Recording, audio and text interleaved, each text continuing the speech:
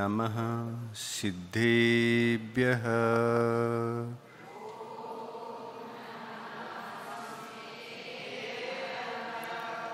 ಓಂ ನಮಃ ಸಿದ್ಧೇಭ್ಯಃ.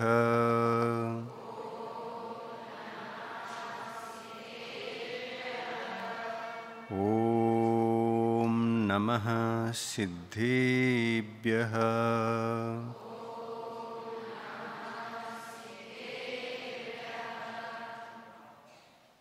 ಯಾರ ಜ್ಞಾನಶಕ್ತಿ ಕೋಟಿ ಸೂರ್ಯರನ್ನು ಮೀರಿದೆ ಮತ್ತು ಯಾರ ದಿವ್ಯ ಧ್ವನಿಯು ಲೋಕಹಿತವ ಮಾಡಿದೆ, ಮೂರು ಲೋಕದಲ್ಲಿ ಯಾರ ಕೀರ್ತಿ ವ್ಯಾಪ್ತವಾಗಿದೆ, ಅಂಥ ದೇವರಲ್ಲಿ ನನ್ನ ತಲೆಯು ಬಾಗಿದೆ.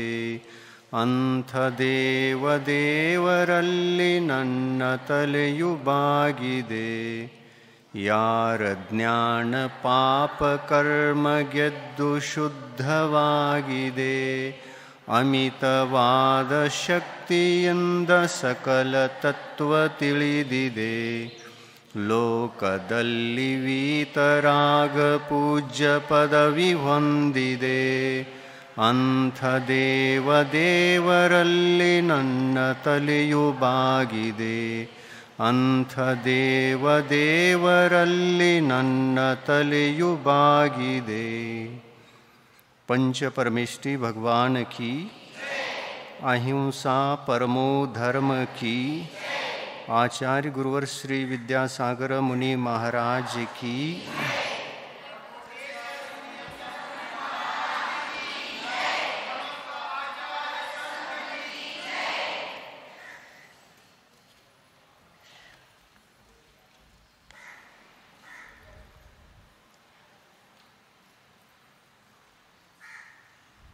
ಜೈನ ಧರ್ಮದ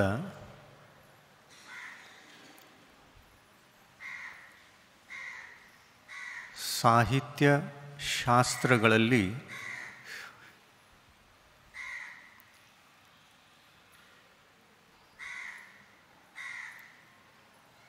ಅಭಿವಾದನೆಯ ವಿಷಯಗಳನ್ನು ಯಾವ ಥರದಲ್ಲಿ ಮಾಡುವಂತಹ ವಿಧಿ ವಿಧಾನ ಇದೆ,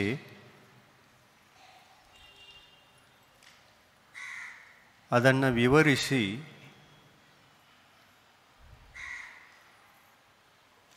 ಧರ್ಮಕ್ಕೆ ಯಾವುದೇ ಪ್ರಕಾರದ ಒಂದು ಲೋಪ ಬರಬಾರದು ಅನ್ನುವ ದೃಷ್ಟಿಯಿಂದ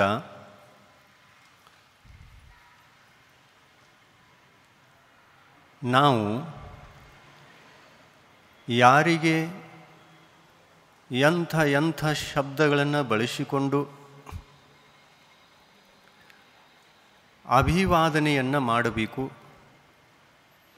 ಅವರ ಆದರ ಸತ್ಕಾರಗಳನ್ನು ಮಾಡಬೇಕು ಅನ್ನುವಂತಹ ವಿಷಯವನ್ನು ಹೇಳಿದ್ದಾರೆ. ಇದೇ ವಿಷಯವನ್ನು ಕುರಿತು ಇವತ್ತಿನ ದಿವಸ ಸ್ವಲ್ಪ ಚರ್ಚೆಯನ್ನು ಮಾಡಿ ನಂತರ ನಮ್ಮ ಮುಖ್ಯ ವಿಷಯಕ್ಕೆ ಬರೋಣ. ಅಭಿವಾದನ ಶಬ್ದಗಳು 4 ಪ್ರಕಾರದಲ್ಲಿವೆ. ಮುನಿಗಳಿಗೆ ಅನ್ನುವಂತಹ ನಮೋಸ್ತು ಈ ಶಬ್ದ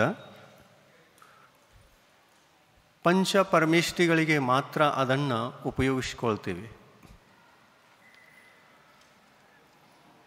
ಅರಿಹಂತರು, ಸಿದ್ಧರು, ಆಚಾರ್ಯರು, ಉಪಾಧ್ಯಾಯರು, ಸರ್ವಸಾಧುಗಳು ಈ ಪಂಚಪರಮೇಷ್ಠಿಗಳಲ್ಲದೆ ಇನ್ಯಾರಿಗೆ ಉಪಯೋಗ ಮಾಡ್ತೇವೆ ಅಂತಂದರೆ ಜಿನಧರ್ಮ, ಜಿನಾಗಮ, ಜಿನಚೈತ್ಯ ಮತ್ತು ಜಿನಚೈತ್ಯಾಲಯ, ಈ 5 ಪರಮೇಷ್ಠಿಗಳು. ಶೇಷ 4 ಇವುಗಳನ್ನು ಕೂಡಿಸಿದರೆ 9, ಅಂದರೆ ನವದೇವತೆಗಳಿಗೆ ನಾವು ನಮೋಸ್ತು ಅನ್ನುವಂತಹ ಶಬ್ದವನ್ನು ಬಳಸಿಕೊಳ್ತೀವಿ. ಇನ್ನು ಜಗತ್ತಿನ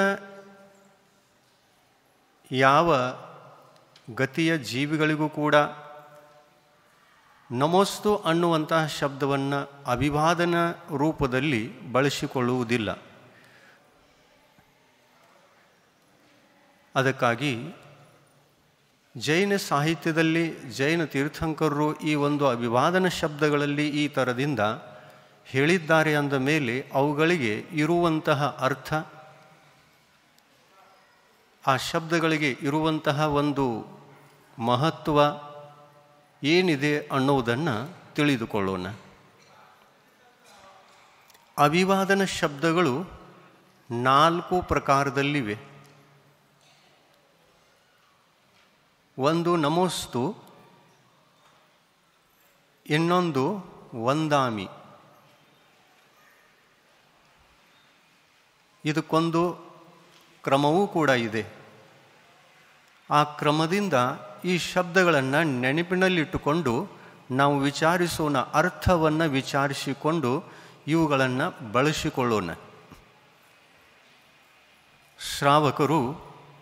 ಶ್ರಾವಕರಿಗೆ ಯಾರಾದರೂ ಶ್ರಾವಕರು ಮುಂದೆ ಬಂದಾಗ ನೀವು ಅವರಿಗೆ ಕೈ ಜೋಡಿಸಿ ಯಾವ ಶಬ್ದವನ್ನು ಬಳಸಿಕೊಂಡು ಏನಂತೀರಿ?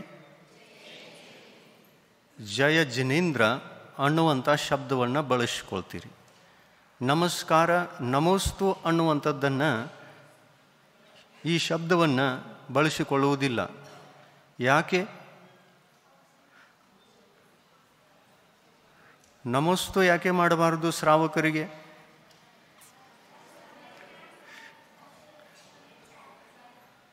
ಅವರಿಗೆ ಸಮ್ಯಕ್ ದರ್ಶನ, ಸಮ್ಯಕ್ ಜ್ಞಾನ, ಸಮ್ಯಕ್ ಚಾರಿತ್ರ ಈ 3 ಗುಣಗಳು ಇರುವುದಿಲ್ಲ. ಈ 3 ಗುಣಗಳಲ್ಲಿ ಶ್ರಾವಕರಿಗೆ ಎಷ್ಟು ಗುಣಗಳು ಇರಲಿಕ್ಕೆ ಸಾಧ್ಯ? 2 ಇರಬಹುದು. ಇನ್ನೂ ಸ್ವಲ್ಪ ಇದೆ ಅಂತಂದರೆ ಏಕದೇಶ ಸಂಯಮನೂ ಕೂಡ ಇರಬಹುದು. ಆಂಶಿಕ ಸಂಯಮ ಪ್ರತಿಮಾಧಾರಿ ಆದಾಗ 2ನೇ ಪ್ರತಿಮೆ, 3ನೇ ಪ್ರತಿಮೆ. 2ನೇ ಪ್ರತಿಮೆ ಹೆಸರು ವೃತ ಪ್ರತಿಮೆ. ಈ ವೃತ ಪ್ರತಿಮೆಯಲ್ಲಿ ಪರಿಗ್ರಹವನ್ನು ಎಷ್ಟರ ಮಟ್ಟಿಗೆ ಕಡಿಮೆ ಮಾಡಿಕೊಳ್ಳಲಿಕ್ಕೆ ಸಾಧ್ಯ? ಕಡಿಮೆ ಮಾಡಿಕೊಳ್ತಾನ ಅಂತಂದರೆ ಆ ಶ್ರಾವಕ ಪ್ರತಿಮಾಧಾರಿ ಆದ. ಸಮ್ಯಕ್ ದೃಷ್ಟಿ ಅಂತೂ ಇದ್ದೇ ಇರಬೇಕು. ಸಮ್ಯಕ್ತ್ವ ಇಲ್ಲದೆ ಪ್ರತಿಮಾಧಾರಿ ಆಯಿತು ಅಂತಂದರೆ ಅದಕ್ಕೆ ಯಾವ ಮಹತ್ವವೂ ಇಲ್ಲ. ಅಂಥ ಪ್ರತಿಮೆಗಳಿಂದ, ಅಂದರೆ ಸಮ್ಯಕ್ತ್ವ ರಹಿತ ಪ್ರತಿಮೆಗಳಿಂದ ಕರ್ಮಗಳಿಗೆ ಸಂವರವೂ ಇಲ್ಲ, ನಿರ್ಜರೆಯೂ ಇಲ್ಲ. ಎಷ್ಟು ಕರ್ಮಗಳು ಕಟ್ಟಬೇಕೋ ಅಷ್ಟೆಲ್ಲ ಕರ್ಮಗಳು ಕಟ್ತವೆ ಅನ್ನೋದು ನಿಶ್ಚಿತ. ಯಾವುದಿದ್ದಾಗ ಮತ್ತು ಯಾವುದಿಲ್ಲದಾಗ, ವ್ರತಗಳಿದ್ದಾಗ ಮತ್ತು ಸಮ್ಯಕ್ ದರ್ಶನ ಅನ್ನತಕ್ಕಂಥದ್ದು ಇಲ್ಲದೇ ಇರುವಾಗ. ಜೈನ ಧರ್ಮದಲ್ಲಿ ಹೇಳಿರುವಂತಹ ಈ ಸಮ್ಯಕ್ ದರ್ಶನ ಏನು? ಇದಕ್ಕೆ ಏನು ಅರ್ಥ ಅಂತಂದರೆ, ನಿಜವಾದ ದೇವ, ನಿಜವಾದ ಗುರು ಮತ್ತು ನಿಜವಾದ ಶಾಸ್ತ್ರವನ್ನು ನಂಬಿ ನಡೆಯುವುದು ಇದು ಸಮ್ಯಕ್ತ್ವದ ಬಾಹ್ಯ ಲಕ್ಷಣ. ನಂಬಿಕೊಳ್ಳುವುದು ಯಾವ ಉದ್ದೇಶದಿಂದ ನಂಬುವುದು? ನಾನೂ ಕೂಡ ಆತ್ಮ, ನನ್ನ ಆತ್ಮನೂ ಕೂಡ ಪರಮಾತ್ಮನಾಗಲಿಕ್ಕೆ ಸಾಧ್ಯ.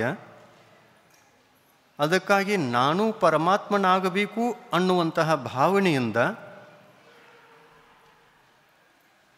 ಪರಮಾತ್ಮನನ್ನು ನಂಬುವುದು ಕೂಡ ಸಮ್ಯಕ್ತ್ವದ ಬಾಹ್ಯ ಲಕ್ಷಣ. ಅದಕ್ಕಾಗಿ ಜೈನ ಶಾಸ್ತ್ರಗಳಲ್ಲಿ ಆಯತನಗಳನ್ನು 6 ಪ್ರಕಾರ ಅಂತ ಹೇಳಿದರು. ಆಯತನಗಳು ಎಷ್ಟು? 6. ಯಾವ್ಯಾವು ಹೇಳ್ಬಹುದಾ? ಸ್ವಲ್ಪ ಗೊತ್ತಿದ್ದರೆ ಯಾರಾದರೂ ಹೇಳಬಹುದು. ಆಯತನಗಳು 6 ಯಾವ್ಯಾವು? ಅನಾಯತನ ಅಲ್ಲ, ಆಯತನ. ಅನಾಯತನಗಳೂ ಕೂಡ 6, ಆಯತನಗಳೂ ಕೂಡ 6. ನಿಜವಾದ ದೇವ ಅಂದರೆ ವೀತರಾಗ ದೇವ, ಸರ್ವಜ್ಞ ದೇವ, ತೀರ್ಥಂಕರ ಭಗವಂತ, ಇದು ನಿಜವಾದ ದೇವರು. ಯಾಕೆಂದರೆ ಪರಿಗ್ರಹಗಳಿಲ್ಲ. ಆ ದೇವರ ಬದುಕಿನಲ್ಲಿ ಅಸ್ತ್ರಶಸ್ತ್ರಗಳಿಲ್ಲ, ಪರಿಗ್ರಹ ಇಲ್ಲ, ವಸ್ತ್ರ ಇಲ್ಲ. ಮತ್ತು ಆತ್ಮಿಕ ದೋಷಗಳೂ ಕೂಡ ಇಲ್ಲ. ಏನೇನಿಲ್ಲ ಅಂತಂದರೆ ಆತ್ಮನಲ್ಲಿ ಮಿಥ್ಯಾತ್ವ ಧರ್ಮವನ್ನು ನಾಶ ಮಾಡಿತಕ್ಕಂತಹ ಮಿಥ್ಯಾತ್ವ ದೋಷ ಭಗವಂತರಿಗೆ ಇಲ್ಲ. ಭಗವಂತರಿಗೆ ಸಮ್ಯಕ್ತ್ವ ಇದೆ, ಸಮ್ಯಕ್ ದರ್ಶನ ಇದೆ, ಅದು ಕ್ಷಾಯಿಕ ರೂಪದಲ್ಲಿದೆ. ಭಗವಂತರಿಗೆ ಇರುವಂತಹ ಸಮ್ಯಕ್ತ್ವಕ್ಕೆ ಯಾವ ಸಮ್ಯಕ್ತ್ವ ಅನ್ನಬೇಕು? ಕ್ಷಾಯಿಕ ಅಂದರೆ ಎಂದೂ ನಾಶವಾಗದಂತಹ ಧರ್ಮ, ಎಂದೂ ನಾಶವಾಗದಂತಹ ಅಚಲವಾದ ಗುಣ. ಸಮ್ಯಕ್ತ್ವವೂ ಕೂಡ ಸದ್ಗುಣ, ಜ್ಞಾನವೂ ಕೂಡ ಸಮ್ಯಕ್ ಜ್ಞಾನವಾಗಿದ್ದರೆ ಅದು ಕೂಡ ಸದ್ಗುಣ, ಚಾರಿತ್ರವೂ ಕೂಡ ಸಚ್ಚಾರಿತ್ರವಾಗಿದ್ದರೆ ಅದು ಕೂಡ ಸದ್ಗುಣ. ಈ ಮೂರೂ ಗುಣಗಳನ್ನು ಧರಿಸಿರ್ತಕ್ಕಂತಹ ಕೇವಲಿ ಭಗವಂತರು ಮೂರರ ದೃಷ್ಟಿಯಿಂದಲೂ ಕ್ಷಾಯಿಕ ಇದ್ದಿರ್ತಾರೆ. ಅಂದರೆ ಕ್ಷಾಯಿಕ ಸಮ್ಯಕ್ತ್ವ ಅವರಲ್ಲಿದೆ. ಕ್ಷಾಯಿಕ ಸಮ್ಯಕ್ ಜ್ಞಾನ ಅಂದರೆ ಕೇವಲ ಜ್ಞಾನ, ಕೇವಲ ಜ್ಞಾನವೂ ಕೂಡ ಇದೆ. ಇನ್ನು ಚಾರಿತ್ರದಲ್ಲಿ ಕ್ಷಾಯಿಕ ಚಾರಿತ್ರವೂ ಕೂಡ ಇದೆ. ಈ ಚಾರಿತ್ರವೂ ನಾಶವಾಗುವುದಿಲ್ಲ, ಜ್ಞಾನವೂ ಕೂಡ ನಾಶವಾಗದೇ ಇರತಕ್ಕಂಥದ್ದು, ಮತ್ತು ಸಮ್ಯಕ್ ದರ್ಶನವೂ ಕೂಡ ಎಂದೂ ನಾಶವಾಗದಿರುವ ಸಮ್ಯಕ್ತ್ವ.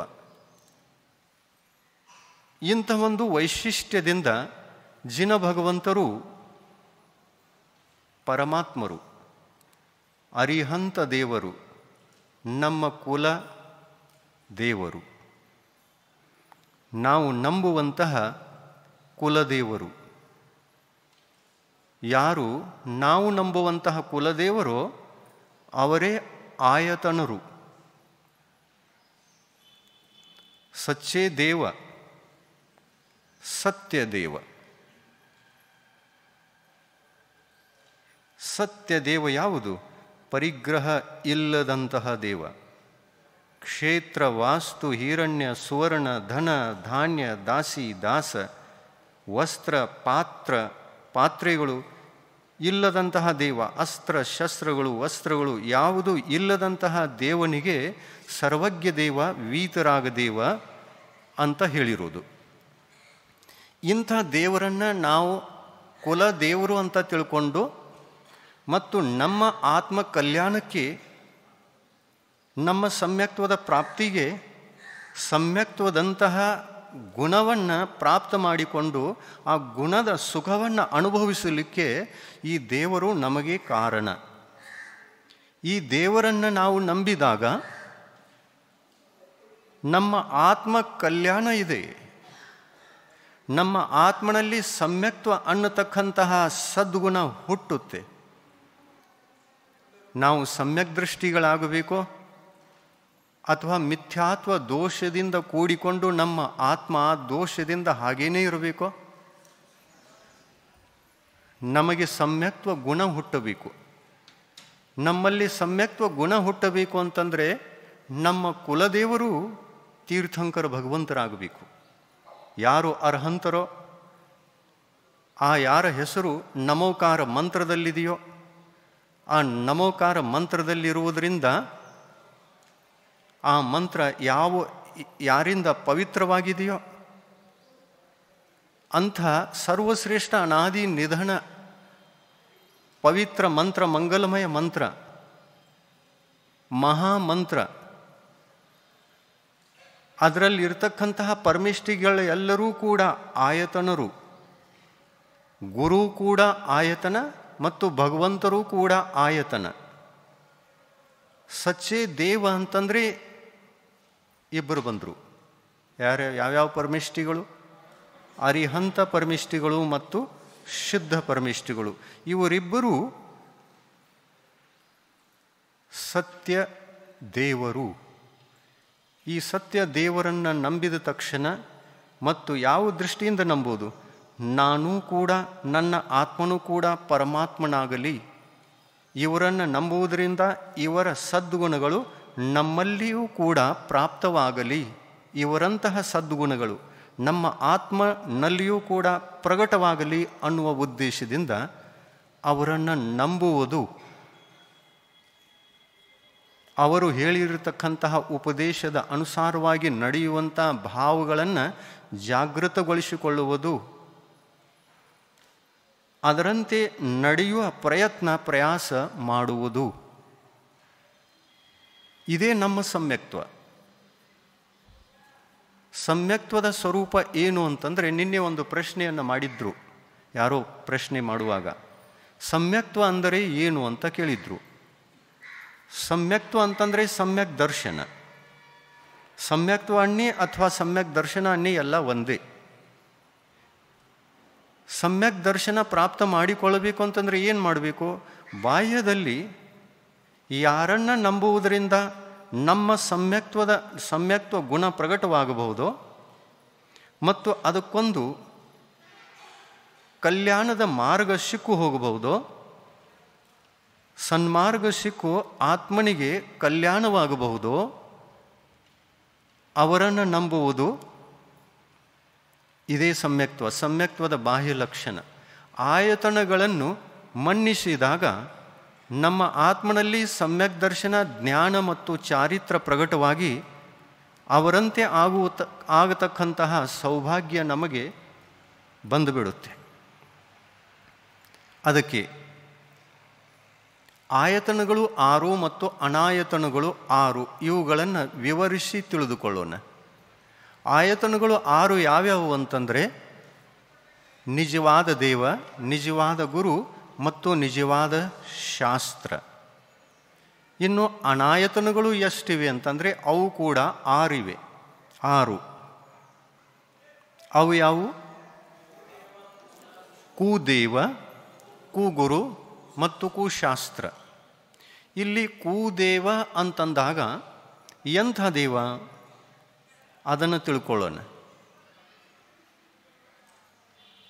ಕುದೇವ ಅಂತಂದರೆ ಯಾವ ದೇವನಲ್ಲಿ ಸಮ್ಯಕ್ ದರ್ಶನ ಅನ್ನತಕ್ಕಂತಹ ಗುಣ ಇರಲಿ ಅಥವಾ ಇಲ್ಲದೇ ಇರಲಿ. ಸ್ವಲ್ಪ ಇದನ್ನು ಸರಿಯಾಗಿ ತಿಳಿದುಕೊಳ್ಳೋಣ. ಸಮ್ಯಕ್ ದರ್ಶನ ಇರಲಿ ಅಥವಾ ಇಲ್ಲದೇ ಇರಲಿ, ಆ ದೇವನಲ್ಲಿ ಕೇವಲ ಜ್ಞಾನ ಇಲ್ಲ ಅಂತಂದರೆ ಅದೇ ಕುದೇವ. ಪರಿಗ್ರಹ, ಅಸ್ತ್ರ, ಶಸ್ತ್ರ ಇವೆಲ್ಲ ಇದ್ದಾಗ ಅದರ ಲಕ್ಷಣ ಕುದೇವ ಅಂತ ತಿಳ್ಕೊಳ್ಬೇಕು. ಆಮೇಲೆ ಸಮ್ಯಕ್ತ್ವ ಒಂದಿದೆ, ಅಸ್ತ್ರಶಸ್ತ್ರಗಳು ಇವೆ ಅನ್ನುವುದು ಇರಬಹುದು. ಸಮ್ಯಕ್ ದರ್ಶನ ಇದ್ದು ಅಸ್ತ್ರಶಸ್ತ್ರಗಳು ಇರುವಾಗ ಅದು ಕೂಡ ನಿಜವಾದ ದೇವರ ಲಕ್ಷಣ ಅಲ್ಲ. ನಿಜವಾದ ದೇವರಿಗೆ ಭಯಗಳಿಲ್ಲ, ಆಶೆಗಳಿಲ್ಲ, ಪರಿಗ್ರಹಗಳಿಲ್ಲ, ವಸ್ತ್ರವಿಲ್ಲ, ಅಸ್ತ್ರಗಳಿಲ್ಲ, ಶಸ್ತ್ರಗಳಿಲ್ಲ. ಅದು ದಿಗಂಬರ ಮೂರ್ತಿ. ದಿಗಂಬರ ಅವಸ್ಥೆಯಲ್ಲಿರತಕ್ಕಂತಹ ಆತ್ಮ. ಅಂಥ ಆತ್ಮನಿಗೆ ಅರಿಹಂತ ಪರಮೇಷ್ಠಿ ಅಂತ ನಾವು ಕರಿತೀವಿ. ಇನ್ನು ಆ ಅರಿಹಂತ ಪರಮೇಷ್ಠಿಗಳು ಶರೀರದಿಂದಲೂ ಕೂಡ ಮುಕ್ತರಾಗಿ, ಎಲ್ಲ ಕರ್ಮಗಳಿಂದಲೂ ಕೂಡ ಮುಕ್ತರಾಗಿ ಮೋಕ್ಷಕ್ಕೆ ಹೋದರು ಅಂತಂದರೆ ಯಾವ ಪರಮೇಷ್ಠಿಗಳಾದರೂ? ಅವರು ಸಿದ್ಧ ಪರಮೇಷ್ಠಿಗಳಾದರು. ನಾವು ಸಿದ್ಧರನ್ನೂ ಕೂಡ ನಿಜವಾದ ದೇವ ಅಂತಂತೀವಿ. ಜೈನರ ನಿಜವಾದ ದೇವ ಯಾವುದು? ಸಿದ್ಧ ಭಗವಂತ. ಮತ್ತೊಂದು ಅರಿಹಂತ ಭಗವಂತ. ಇಷ್ಟಾದರೂ ಜೈನರಿಗೆ ಗೊತ್ತಿರಬೇಕು, ಇರಬಾರ್ದು? ಇಷ್ಟಾದರೂ ಗೊತ್ತಿರಬೇಕಲ್ಲ. ನಮಕಾರ ಮಂತ್ರವನ್ನು ನಾವು ಕೂಡ ಯಾವಾಗಲೂ ಜಪಿಸ್ತೇವೆ.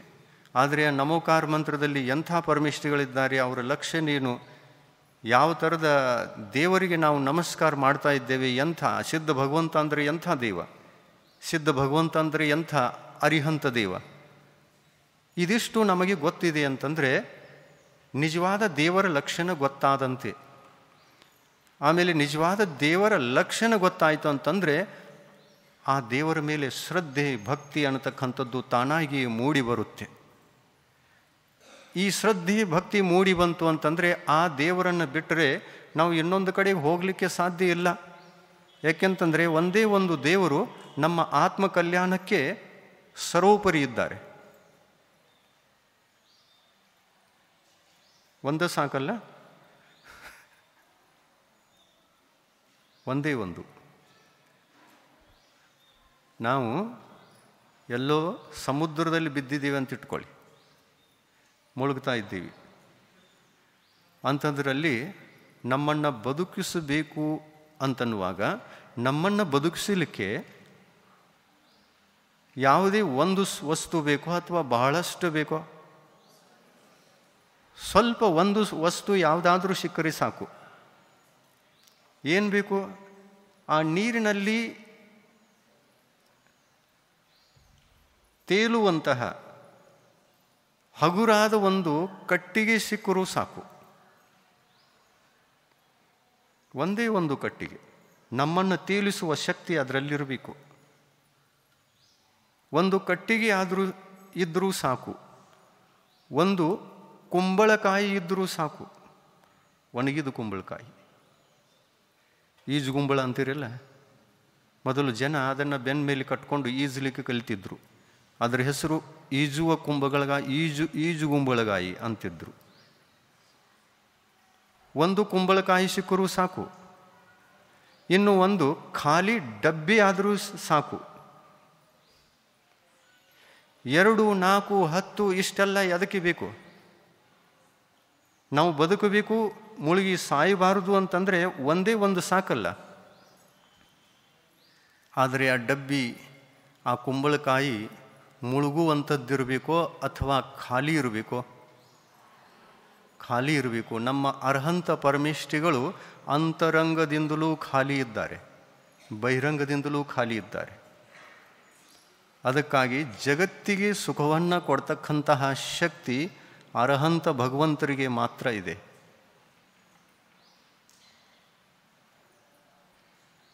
ತಾವು ಸಂಸಾರ ಸಮುದ್ರವನ್ನು ಪಾರು ಮಾಡಿ ಮುಕ್ತರಾಗಬಹುದು. ಭವ್ಯ ಜೀವಿಗಳು ಕೂಡ ಅನ್ನುವಂಥವರಿಗೆ ಆಲಂಬನೆಯನ್ನು ಕೊಟ್ಟು ಪಾರು ಮಾಡಿಸಬಹುದು. ಅರಿಹಂತ ಭಗವಂತರೇ ವೀತರಾಗಿ ಪರಮಾತ್ಮ, ಅವರೇ ಸರ್ವಜ್ಞ ಭಗವಂತರು. ಇಂಥ ಭಗವಂತರನ್ನು ನಂಬಿದ ತಕ್ಷಣ ನಮಗೆ ಸಮ್ಯಕ್ ದರ್ಶನ ಆಗುತ್ತೆ.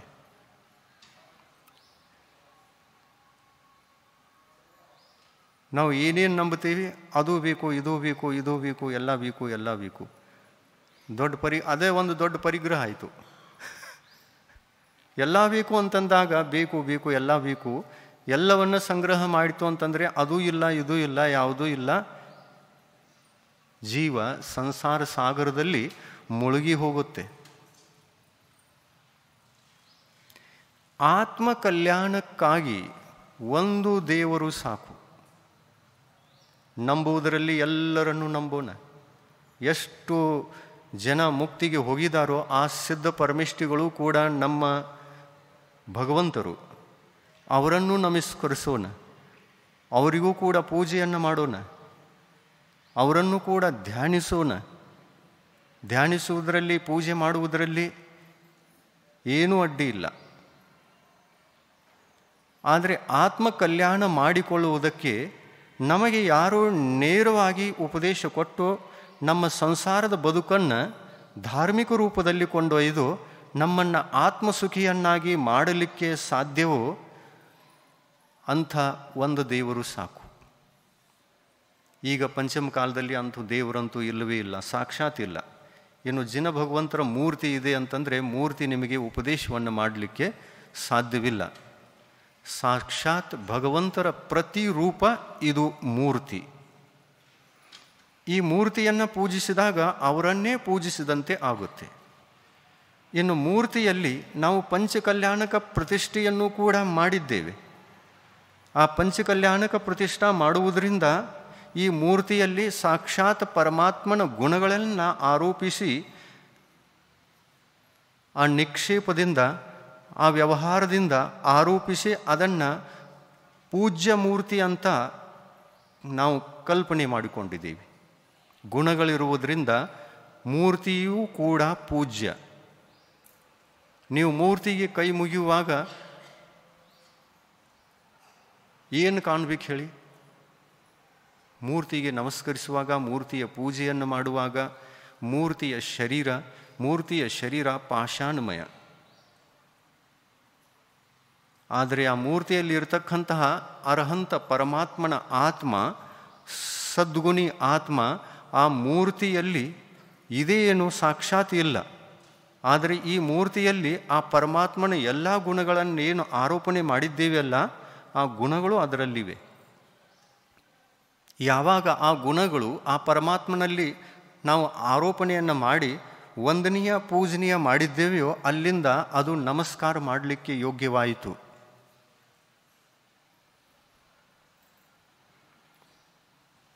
ಪ್ರತಿಮೆಗೂ ಕೂಡ ಆ ಪಾಷಾಣಕ್ಕೆ ನಮಸ್ಕಾರ ಮಾಡ್ತಾ ಇಲ್ಲ. ಆ ಪಾಷಾಣದಲ್ಲಿ ಇರತಕ್ಕಂತಹ 46 ಮೂಲ ಗುಣಗಳು. ಅರ್ಹಂತರಿಗೆ ಎಷ್ಟು ಮೂಲ ಗುಣಗಳು? 46 ಮೂಲ ಗುಣಗಳಿಗೆ ನಾವು ನಮೋಸ್ತು ಅಂತ ಹೇಳ್ತೀವಿ. 46 ಮೂಲ ಗುಣಗಳು ಅದರಲ್ಲಿ ಆರೋಪಿತ ಇವೆ. ಆದ್ದರಿಂದ ಮೂರ್ತಿ ಅದು ತೀರ್ಥಂಕರರ ಮೂರ್ತಿ, ವಂದನೀಯ ಪೂಜನೀಯವಾಗಿರತಕ್ಕಂತಹ ಮೂರ್ತಿ. ಈ ಮೂರ್ತಿಗೆ ಆಯತನ ಅಂತ ಹೇಳ್ತಾರೆ. ಮೊದಲನೆಯ ಆಯತನ ನಮಗೆ ಇದೆ. ಆಯತನ ಅಂತಂದರೆ ಯಾವುದನ್ನು ಪೂಜಿಸುವುದರಿಂದ ನಮಗೆ ಆತ್ಮಕಲ್ಯಾಣವಿದೆಯೋ ಅದು ನಮಗೆ ಆಯತನ. ಮತ್ತು ಯಾವುದನ್ನು ಪೂಜಿಸುವುದರಿಂದ ನಮಗೆ ಆತ್ಮಕಲ್ಯಾಣ ಅನ್ನತಕ್ಕಂಥದ್ದು ಇಲ್ಲವೇ ಇಲ್ಲವೋ ಅದು ಅನಾಯತನ. ಸಮ್ಯಕ್ ದರ್ಶನ ಬೇಕು ಅನ್ನುವಂಥವರಿಗೆ, ಸಮ್ಯಕ್ತ್ವ ಬೇಕು ಅನ್ನುವಂಥವರಿಗೆ ಆಯತನ ಬೇಕೋ ಅಥವಾ ಅನಾಯತನ ಬೇಕೋ? ಆಯತನ ಬೇಕು. ಆಯತನ ಅಂದರೆ ಮೊದಲನೇ ಆಯತನ ನಮ್ಮ ಕುಲದೇವರು. ಇನ್ನು ಎರಡನೆಯ ಆಯತನ ಗುರು. ಗುರುವು ಕೂಡ ನಮ್ಮ ಜೀವನಕ್ಕೆ ಬೇಕು. ಗುರುವಿನ ಮುಖ್ಯ ಭೂಮಿಕೆ ನಮ್ಮ ಬದುಕಿನಲ್ಲಿ. ಅವರೇ ನೇರವಾಗಿ ನಮಗೆ ಹೇಯ ಏನು, ಉಪಾದೇಯ ಏನು, ಕರ್ತವ್ಯ ಏನು, ಅಕರ್ತವ್ಯ ಏನು ಅನ್ನುವಂಥದ್ದನ್ನು ಹೇಳಿ ನಮ್ಮ ಆತ್ಮಕಲ್ಯಾಣಕ್ಕೆ ಅವರೇ ಕಾರಣರಾಗ್ತಾರೆ. ಅದಕ್ಕಾಗಿ ಗುರು ಕೂಡ ನಮ್ಮ ಬದುಕಿಗೆ ಬೇಕು. ಎಷ್ಟು ಜನ ಗುರು ಬೇಕು ಕಲ್ಯಾಣ ಮಾಡಿಕೊಳ್ಳಲಿಕ್ಕೆ? ಒಬ್ಬರು ಸಾಕು? ಭಾಳಷ್ಟು ಜನ ಬೇಕು? ಮತ್ತು ಅದೇ ಪ್ರಶ್ನೆ ಬಂತಲ್ಲ, ಸಮುದ್ರದಲ್ಲಿ ಮುಳುಗ್ತಾ ಇದ್ದೀವಂದರೆ ಎತ್ತುವವರು ಎಷ್ಟು ಜನ ಬೇಕು? ಒಬ್ಬರು ಸಾಕಲ್ಲ, ಒಬ್ಬರು ಸಾಕು. ಆತ್ಮ ಕಲ್ಯಾಣಕ್ಕೆ ಒಬ್ಬರು ಸಾಕು. ಧ್ಯಾನಿಸುವುದಕ್ಕೆ ಅನಂತ ಗುರುಗಳಿದ್ದರೂ ನಡೀತೆ. ನಮಸ್ಕಾರ ಪೂಜೆಯನ್ನು ಮಾಡಲಿಕ್ಕೆ ಎಷ್ಟು ಜನ ಗುರುಗಳಿದ್ದರೂ ಕೂಡ ಅವರಿಗೆಲ್ಲರಿಗೂ ಕೂಡ ನಮಸ್ಕಾರ ಮಾಡ್ತೇವೆ. ನಿಮ್ಮ ಮನೆಯಲ್ಲಿ ಮನೆ ಸರಿಯಾಗಿ ನಡೆಯಬೇಕು, ವ್ಯವಸ್ಥಿತವಾಗಿ ನಡೆಯಬೇಕು ಅಂತಂದರೆ ಮನೆಯಲ್ಲಿರ್ತಕ್ಕಂತಹ ಪರಿವಾರದ ಸದಸ್ಯರು 5-6 ಜನ ಇರ್ತೀರ. ಅದರಲ್ಲಿ 4 ಜನ ಮಕ್ಕಳಿದ್ದಾರೆ ಅಂತಂದರೆ ತಂದೆ ತಾಯಿಗಳು 2 ಇದ್ದಾರೆ, 6 ಜನ ಆದರು. ಮನೆ ವ್ಯವಸ್ಥಿತವಾಗಿ ನಡೆಯಬೇಕು ಅಂತಂದರೆ ಮನೆಯ ಚಾವಿ, ಕೀಲಿ ಕೈ ಎಷ್ಟು ಜನಗಳ ಕೈಯಲ್ಲಿರಬೇಕು? ಒಬ್ಬರ ಕೈಯಲ್ಲಿರಬೇಕು ಅಥವಾ ಎಲ್ಲರ ಕೈಯಲ್ಲಿ ಒಂದೊಂದು ಚಾವಿ ಇರಬೇಕು? ನಮ್ಮದೇ ಆಗಿರ್ತಕ್ಕಂಥ ಪರಿವಾರ, ನಾವೆಲ್ಲರೂ ಕೂಡಿರ್ತೇವೆ, ಕೂಡಿ ಬಾಳ್ತೇವೆ, ಕೂಡಿ ತಿನ್ನೋದು ಉಣ್ಣೋದು ಎಲ್ಲ ವಿಚಾರಗಳು ಕೂಡಿದ್ದರೂ ಕೂಡ ಮನೆಯ ವ್ಯವಸ್ಥೆ ಅನುಶಾಸಿತವಾಗಿ ನಡೆಯಬೇಕು ಅಂತಂದರೆ ಚಾವಿ ಯಾರ ಕೈಯಲ್ಲಿರಬೇಕು? ಅಧಿಕಾರಿಗಳು ಒಬ್ಬರು ಇರಬೇಕು ಅಥವಾ ಎಲ್ಲರೂ ಇರಬೇಕು? ಆ ಒಬ್ಬರಿಂದ ಯಾವ ರೀತಿಯಲ್ಲಿ ಉಳಿದ 5 ಜನ ಆತ್ಮಕಲ್ಯಾಣವನ್ನು ಮಾಡಿಕೊಳ್ತಾರಲ್ಲ, ಅದೇ ಥರ ನಾವು ನಮ್ಮ ಧಾರ್ಮಿಕ ಜೀವನವನ್ನು ಜೀವಿಸುವುದಕ್ಕೆ ಒಬ್ಬ ಗುರು ಸಾಕು. ಅವರು ಹೇಗೆ ಹೇಳ್ತಾರೆ ಆ ಥರ ನಡೆಯೋದು, ಹೇಗೆ ಸಂಕೇತವನ್ನು ಕೊಡ್ತಾರೆ ಆ ಥರದಲ್ಲಿ ನಡ್ಕೊಂಡು ನಮ್ಮ ಆತ್ಮಕಲ್ಯಾಣಕ್ಕೆ ಬೇಕಾಗಿರುವಂಥ ಧರ್ಮವನ್ನು ಸ್ವೀಕಾರ ಮಾಡಿ, ಆ ಧರ್ಮ ಯಾವುದು? ಸಮ್ಯಕ್ ದರ್ಶನ, ಸಮ್ಯಕ್ ಜ್ಞಾನ, ಸಮ್ಯಕ್ ಚಾರಿತ್ರ. ಇದನ್ನು ಸ್ವೀಕಾರ ಮಾಡಿ ಇನ್ನು ಆ ಧರ್ಮವನ್ನು, ಆ ಗುಣಗಳನ್ನು ಪಾಲಿಸುವಾಗ, ಆ ವೃತ್ತಗಳನ್ನು ಪಾಲಿಸುವಾಗ ಯಾವುದಾದ್ರೂ ದೋಷ ಬಂತು ಅಂತಂದರೆ ಯಾರಿಗೆ ಕೇಳಬೇಕು? ಅನಂತ ಮುನಿಗಳಿಗೆ ಕೇಳಬೇಕೇನೋ? ಎಲ್ಲರಿಗೂ ಕೇಳ್ಕೊತ ಹೋಗೋದು? ಎಲ್ಲರಿಂದ ಪ್ರಾಯಶ್ಚಿತ್ತ ಮಾಡ್ಕೊತ ಹೋಗ್ಬೇಕೇನೋ? ಎಲ್ಲರಿಂದ ಮಾರ್ಗದರ್ಶನ ತಕ್ಕೋತ ಹೋಗಬೇಕೇನೋ? ಇಲ್ಲ, ಒಬ್ಬರೇ ಇರ್ತಾರೆ. ಯಾರು ನಮಗೆ ದೀಕ್ಷೆಯನ್ನು ಕೊಡ್ತಾರಲ್ಲ, ಯಾರಿಗೆ ನಮಗೆ ಸಮ್ಯಕ್ತ ವ್ರತವನ್ನು ಕೊಡ್ತಾರೆ, ಯಾರು ಪ್ರತಿಮೆಗಳನ್ನು ಕೊಡ್ತಾರೆ, ಯಾರು ನಮಗೆ ದೀಕ್ಷಿತರನ್ನಾಗಿ ಮಾಡಿ ನಮ್ಮನ್ನು ದಾರಿಗೆ ಸನ್ಮಾರ್ಗಕ್ಕೆ ಹಚ್ಚಿರ್ತಾರೆ, ಅವರು ಒಬ್ಬರೇ ಗುರುಗಳು ಆತ್ಮಕಲ್ಯಾಣಕ್ಕಾಗಿ. ಆದರೆ ಪೂಜಿಸುವುದಕ್ಕಾಗಿ, ವಂದಿಸುವುದಕ್ಕಾಗಿ 3 ಕಡಿಮೆ 9 ಕೋಟಿ ಎಲ್ಲ ಬೇಕು. 3 ಕಡಿಮೆ 9 ಕೋಟಿ ಎಲ್ಲ ಗುರುಗಳು ಬೇಕು. ಅದರಲ್ಲಿ ದೇವರೂ ಬಂದರು ಮತ್ತು ಗುರುಗಳು ಕೂಡ ಇದ್ದಾರೆ. ಈ 3 ಕಡಿಮೆ 9 ಕೋಟಿ ಮುನಿಗಳು ಅಂತಂದರೆ ಯಾರ್ಯಾರು ಗೊತ್ತಾ? ಇದರಲ್ಲಿ ಸರ್ವಸಾಧು ಪರಮಿಷ್ಠಿಗಳೂ ಬಂದರು, ಉಪಾಧ್ಯಾಯ ಪರಮಿಷ್ಠಿಗಳೂ ಇದ್ದಾರೆ, ಆಚಾರ್ಯ ಪರಮಿಷ್ಠಿಗಳೂ ಕೂಡ ಇದರಲ್ಲಿದ್ದಾರೆ, ಮತ್ತು ಅರಿಹಂತ ಪರಮಿಷ್ಠಿಗಳೂ ಸಹ ಇದರಲ್ಲಿದ್ದಾರೆ. ಅರಿಹಂತ ಪರಮಿಷ್ಠಿಗಳು ಕೂಡ ನಮಗೆ ದೇವರಾಗಿದ್ದರೂ ಕೂಡ ಅವರೂ ಕೂಡ ಗುರುವಿನಂತೆ. ಏಕೆಂದರೆ ಅವರ ಉಪದೇಶದಿಂದಲೂ ಕೂಡ ನಾವು ನಮ್ಮ ಆತ್ಮಕಲ್ಯಾಣವನ್ನು ಮಾಡಿಕೊಳ್ತೇವೆ. ಆದ್ದರಿಂದ ಅವರೂ ಕೂಡ ಗುರು ಅಂದರೆ ಏನು? ಗುರು ಅಂತಂದರೆ ಶ್ರೇಷ್ಠ, ದೊಡ್ಡವ. ಗುಣಗಳಲ್ಲಿ ದೊಡ್ಡ ಪದ ಗುರುವಿನ ಪದ. ಸಮ್ಯಕ್ ದರ್ಶನ, ಸಮ್ಯಕ್ ಜ್ಞಾನ, ಸಮ್ಯಕ್ ಚಾರಿತ್ರ ಎಲ್ಲಿದೆಯೋ ಅದೇ ಗುರುವಿನ ಪದ. ಗುರು ಯಾವುದರಿಂದ ಆಗ್ತಾರೆ ಅಂತಂದರೆ ರತ್ನತ್ರಯದಿಂದ ಗುರು ಆಗ್ತಾರೆ. ಧರ್ಮಕ್ಷೇತ್ರದಲ್ಲಿ, ಪರಮಾರ್ಥ ಕ್ಷೇತ್ರದಲ್ಲಿ ಗುರು ಅಂದರೆ ರತ್ನತ್ರಯಧಾರಿ ದಿಗಂಬರ ಮುನಿ. ಸಂಸಾರ ಕ್ಷೇತ್ರದಲ್ಲಿ ಗುರು ಅಂತಂದರೆ ಯಾರು? ಲೌಕಿಕ ಗುರು. ಸಾಂಸಾರಿಕ ಗುರು ಯಾರು? ತಂದೆ ತಾಯಿಗಳು ಕೂಡ ಗುರು, ಶಿಕ್ಷಕರು ಕೂಡ ಗುರು. ಧಾರ್ಮಿಕ ಗುರುಗಳು ರತ್ನತ್ರಯಧಾರಿಗಳು. ಲೌಕಿಕ ಗುರುಗಳಿಗೆ ರತ್ನತ್ರಯ ಧರಿಸಬೇಕು ಅನ್ನುವಂಥ ಯಾವ ನಿಯಮನೂ ಇಲ್ಲ. ಯಾವ ಒಂದು ರತ್ನ ಇರದಿದ್ದರೂ ಕೂಡ ಅವರು ಸಾಂಸಾರಿಕ ಗುರುಗಳು. ಅವರಿಗೆ ಮಾಡುವಂತಹ ಅಭಿವಾದನ ಶಬ್ದ ಬೇರೆ ಇದೆ. ರತ್ನತ್ರಯಧಾರಿ ಗುರುಗಳಿಗೆ ಅಭಿನಂದಿಸುವಂತಹ ಶಬ್ದ ಬೇರೆ ಇದೆ. ರತ್ನತ್ರಯಧಾರಿ ಮುನಿಗಳಿಗೆ ಯಾವ ಶಬ್ದವನ್ನು ಬಳಸಿಕೊಳ್ಳಬೇಕು? ಯಾವುದು? ನಮೋಸ್ತು. ಗುಣಗಳಿಗೆ ನಮೋಸ್ತು. ನಮೋಸ್ತು ಅಂತಂದರೆ ನಿಮ್ಮ ಗುಣಗಳು ವಂದನೀಯ, ಪೂಜನೀಯ ಅಂದ ಹಾಗೆ.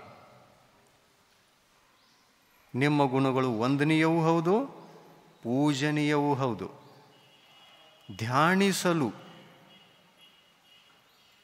ನಿಮ್ಮ ಸದ್ಗುಣಗಳನ್ನು ಧ್ಯಾನಿಸಲು ನಿಮ್ಮ ಗುಣಗಳು ಯೋಗ್ಯ.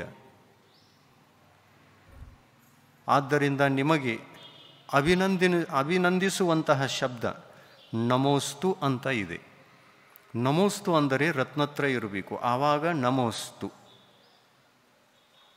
4 ಶಬ್ದಗಳಿವೆ, ಅಭಿವಾದನೆಯ ಶಬ್ದಗಳು 4. ಒಂದು ನಮೋಸ್ತು, ಇನ್ನೊಂದು ವಂದಾಮಿ. ಯಾರಿಗಂತೀರ ವಂದಾಮಿ? ಗೊತ್ತಿದೆ ಎಲ್ಲರಿಗೆ? ವಂದಾಮಿ ಯಾರಿಗೆ ಅನ್ಬೇಕು ಹೇಳಿ? ಆರಿಕಾ ಮಾತಾಜಿಯವರಿಗೆ ವಂದಾಮಿ ಅಂತ ಅನ್ನಬೇಕು. ವಂದಾಮಿ ಅಂದರೆ ಏನು?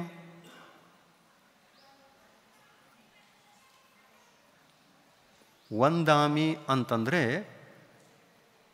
ನೋಡಿ, ಜೈನ ಶಾಸ್ತ್ರಗಳಲ್ಲಿ ವಂದಾಮಿಯ ಅರ್ಥವನ್ನು ಇಚ್ಛಾಮಿ ಇಚ್ಛಾಕಾರ ಅನ್ನುವಂಥ ಅರ್ಥದಲ್ಲಿ ಹೇಳಿದ್ದಾರೆ.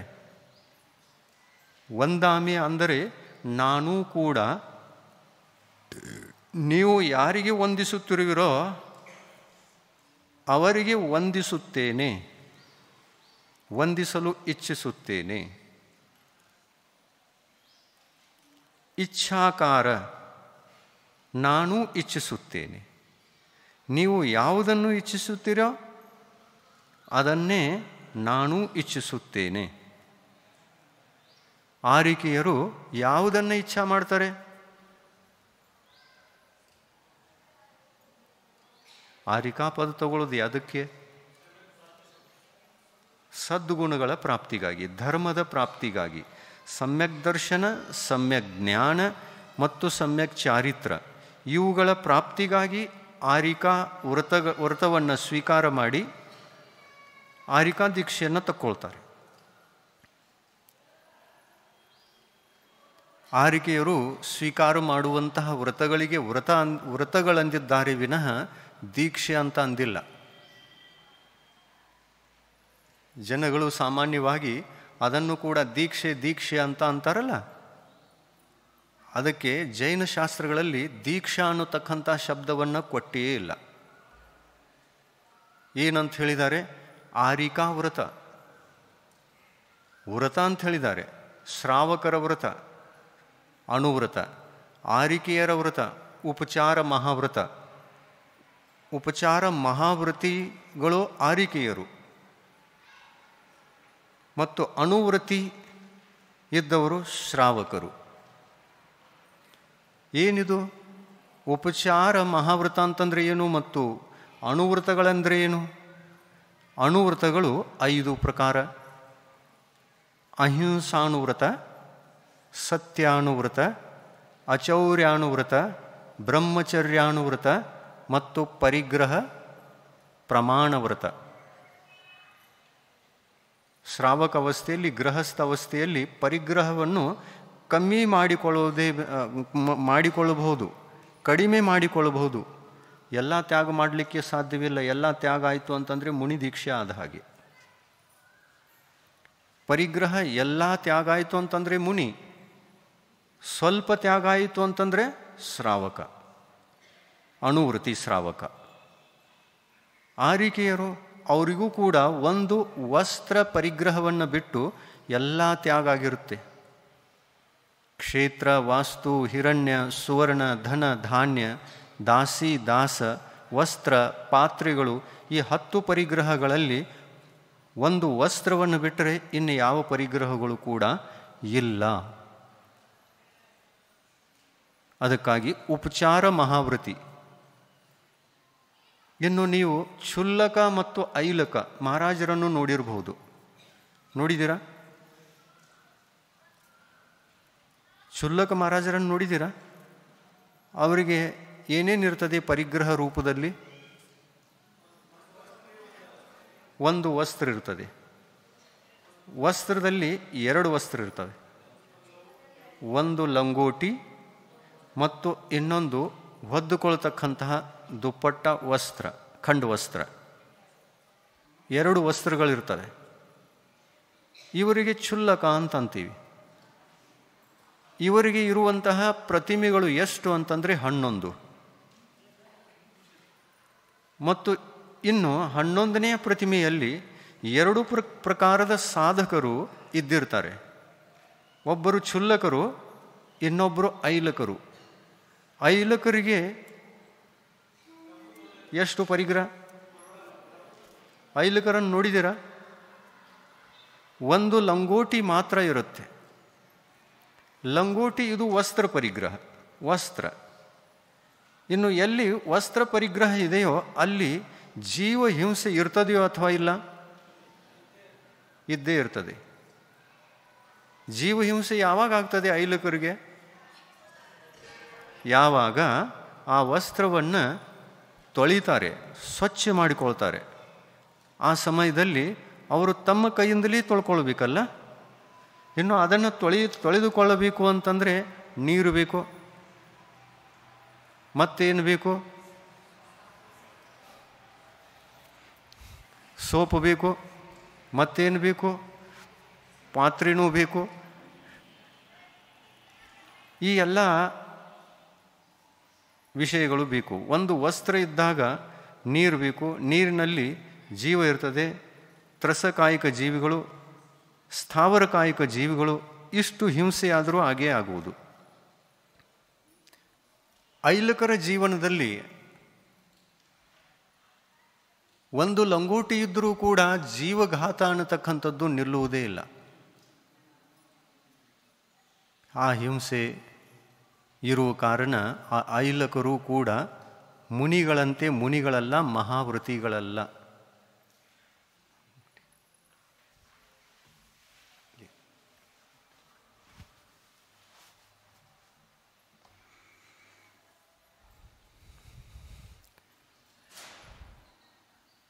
ಮಹಾವೃತಿಗಳಿಗೆ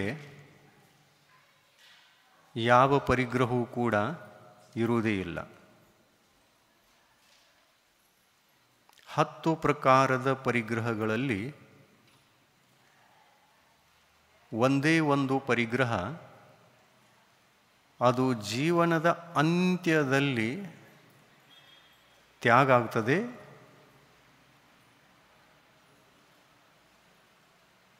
ದೀಕ್ಷಾ ತಕ್ಕೊಳ್ಳುವಾಗಲೂ ಕೂಡ ಒಂದು ಪರಿಗ್ರಹ, ಎಲ್ಲಿ ದೀಕ್ಷಾ ತಗೊಳ್ತೀವಲ್ಲ ಅಲ್ಲಿವರೆಗೆ ಬರ್ತದೆ. ಮನೆಯೊಳಗೆ ಉಳಿಲ್ಲ, ಅದು ಸಂಗಾಟ ಬರ್ತದೆ. ಯಾವುದು? ವಸ್ತ್ರ. 10 ಪರಿಗ್ರಹಗಳಲ್ಲಿ ವಸ್ತ್ರದ ಭಾಗ್ಯ ಎಷ್ಟೊಂದು ದೊಡ್ಡದಿದೆ ನೋಡಿ. ದೀಕ್ಷೆಯನ್ನು ತಕ್ಕೊಳ್ಳುವವರು ಎಲ್ಲ 9 ಪ್ರಕಾರದ ಪರಿಗ್ರಹಗಳನ್ನು ತ್ಯಾಗ ಮಾಡಿದರೂ ಕೂಡ ವಸ್ತ್ರ ಅಂತದೆ, ನಮ್ಮನ್ನು ಈಗ ತ್ಯಾಗ ಮಾಡಬೇಡಿ. ನೀವು ಎಲ್ಲಿ ಯಾವ ಸ್ಪಾಟದ ಮೇಲೆ ದೀಕ್ಷೆಯನ್ನು ತಗೋತೀರಲ್ಲ ಅಲ್ಲಿ ನನ್ನನ್ನು ಬಿಡಬೇಕು.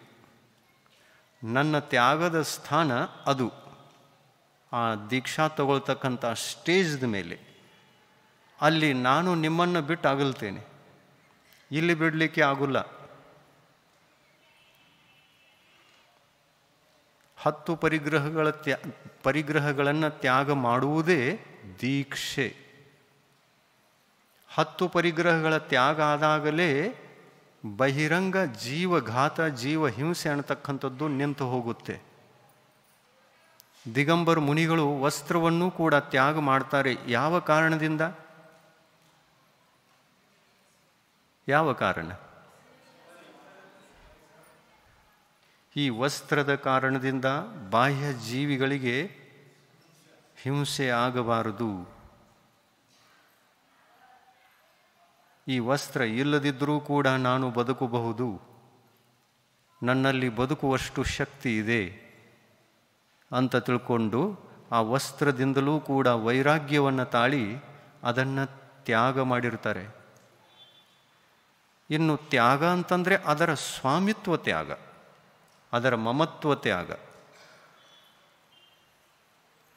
ಇದು ನನ್ನ ವಸ್ತ್ರ ಅಲ್ಲ ಅನ್ನುವಂಥದ್ದನ್ನು ಜೀವನ ಇಡೀ ಸಂಕಲ್ಪ ಮಾಡಿಕೊಂಡಾಗ, ಆ ಜೀವನ ಪರ್ಯಂತದ ಸಂಕಲ್ಪವನ್ನು ಮಾಡಿಕೊಂಡಾಗ ಆ ವಸ್ತ್ರದ ಬಗ್ಗೆ ಮೋಹ, ಮಮತೆ, ಮಾಯಿ ಏನೂ ಉಳಿಯುವುದಿಲ್ಲ. ಇನ್ನು ಇಂಥ ಈ ವಸ್ತ್ರವನ್ನು ತ್ಯಾಗ ಮಾಡಿದರೂ ಕೂಡ ಅದರ ಭಾಗ್ಯ, ಆ ವಸ್ತ್ರದ ಭಾಗ್ಯ ಮುಗಿಯುವುದೇ ಇಲ್ಲ.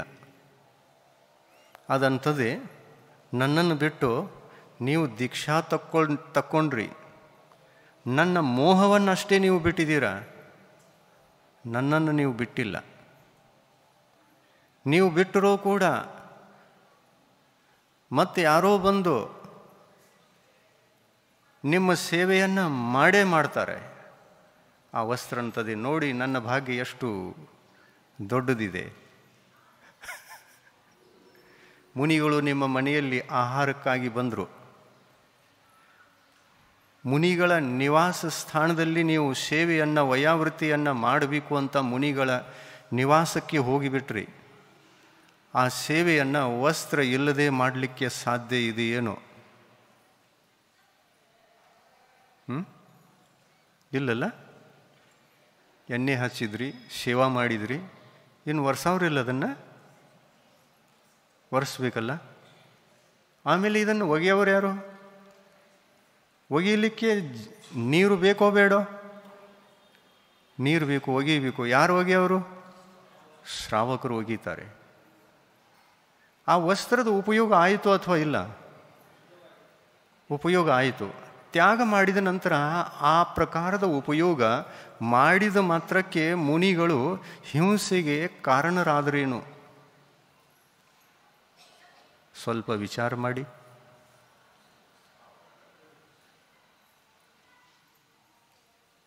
ಕಾರಣರಾದರು?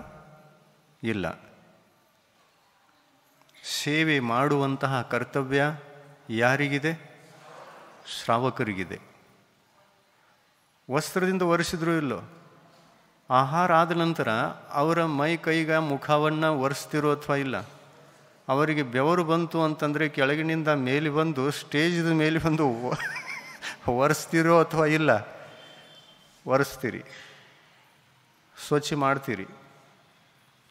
ಆದರೆ ಈ ಸ್ವಚ್ಛ ಮಾಡುವಾಗ ನಮಗೆ ವಸ್ತ್ರ ಪರಿಗ್ರಹ ಬಂತು ಅಥವಾ ಇಲ್ಲ? ನಮಗೆ ಬರಲಿಲ್ಲ.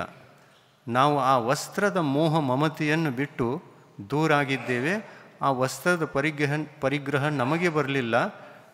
ಆ ವಸ್ತ್ರ ಯಾರದ್ದಿದೆಯಲ್ಲ ಅದು ಅವರದ್ದೇ ಇದೆ. ಯಾರದ್ದದು? ಶ್ರಾವಕರದ್ದು. ಆಮೇಲೆ ಅದನ್ನು ಒಗೀತಾರೋ ಅಥವಾ ಇಲ್ಲ? ಅದು ತೊಳೀತಾರೋ ಅಥವಾ ಇಲ್ಲ? ಒಗೀತಾರಂತನೂ ಒಗೆಯೋದಲ್ಲ. ತೊಳೀತಾರೋ ಅಥವಾ ಇಲ್ಲ? ಸ್ವಚ್ಛ ಮಾಡ್ತಾರೋ ಅಥವಾ ಇಲ್ಲ? ಸ್ವಚ್ಛ ವಸ್ತ್ರದಿಂದಲೇ ಮುನಿಗಳ ಸೇವೆಯನ್ನು ಮಾಡ್ತಾರೋ ಅಥವಾ ಇಲ್ಲ? ಮಾಡ್ತಾರೆ. ಅದು ಮಾಡುವ ಕರ್ತವ್ಯ ಅವರಿಗಿದೆ. ಇಂಥ ಒಂದು ವಸ್ತ್ರದ ಮೂಲಕ ನೀವು ಸೇವೆಯನ್ನು ಮಾಡ್ತೀರಾ ಅಂತ ಹೇಳಿಬಿಟ್ಟು ನಿಮಗೆ ಮಹಾವ್ರತಗಳಿಲ್ಲ. ಅನುವ್ರತಿಗಳಂತ ಅನ್ನಬಹುದು. ಅನುವ್ರತಿಗಳ ಬಳಿಯಲ್ಲಿ ವಸ್ತ್ರ ನಿಯಮದಿಂದ ಇದ್ದೇ ಇರ್ತದೆ. ಅನುವ್ರತಿಗಳಿಗೆ ವಸ್ತ್ರ ಇದ್ದೇ ಇರ್ತದೆ, ನಿಯಮದಿಂದ ಇರ್ತದೆ. ಅದೇ ವಸ್ತ್ರವನ್ನು ಸದುಪಯೋಗ ಮಾಡಿಕೊಳ್ಳಲಿಕ್ಕೆ, ಅದೇ ವಸ್ತ್ರದಿಂದ ಮುನಿಗಳ ಸೇವೆಯನ್ನು ಮಾಡಿದರು ಅಂತಂದರೆ ಆ ವಸ್ತ್ರದಿಂದ ಯಾವ ಪಾಪ ಆಗ್ತದೆಯಲ್ಲ ಆ ಪಾಪವನ್ನು ಕೂಡ ಸೇವೆ ಮಾಡಿ ಕಳ್ಕೊಳ್ತಾರೆ, ಪಾಪವನ್ನು ತೊಳೆದುಕೊಳ್ತಾರೆ. ಸಂಸಾರದಲ್ಲಿ ನಾವು ವಸ್ತ್ರಗಳನ್ನು ಧರಿಸಿ ವಸ್ತ್ರ ಪರಿಗ್ರಹವನ್ನು ಇಟ್ಟುಕೊಂಡು ಎಷ್ಟು ಜೀವಘಾತ ಮಾಡಿ ಎಷ್ಟು ಪಾಪವನ್ನು ಕಟ್ಟಿಕೊಂಡಿರ್ತೇವೆ. ಆ ಪಾಪ ಕರ್ಮಗಳನ್ನೆಲ್ಲ ತೊಳ್ಕೊಳ್ಬೇಕು ಅಂತಂದರೆ ಗುರುವಿನ ಸೇವೆಯೂ ಕೂಡ ಒಂದು ಮಾಧ್ಯಮ. ಆ ಮಾಧ್ಯಮದಿಂದ ಪಾಪ ತೊಳೆಯಲಿಕ್ಕೆ ಸಾಧ್ಯ.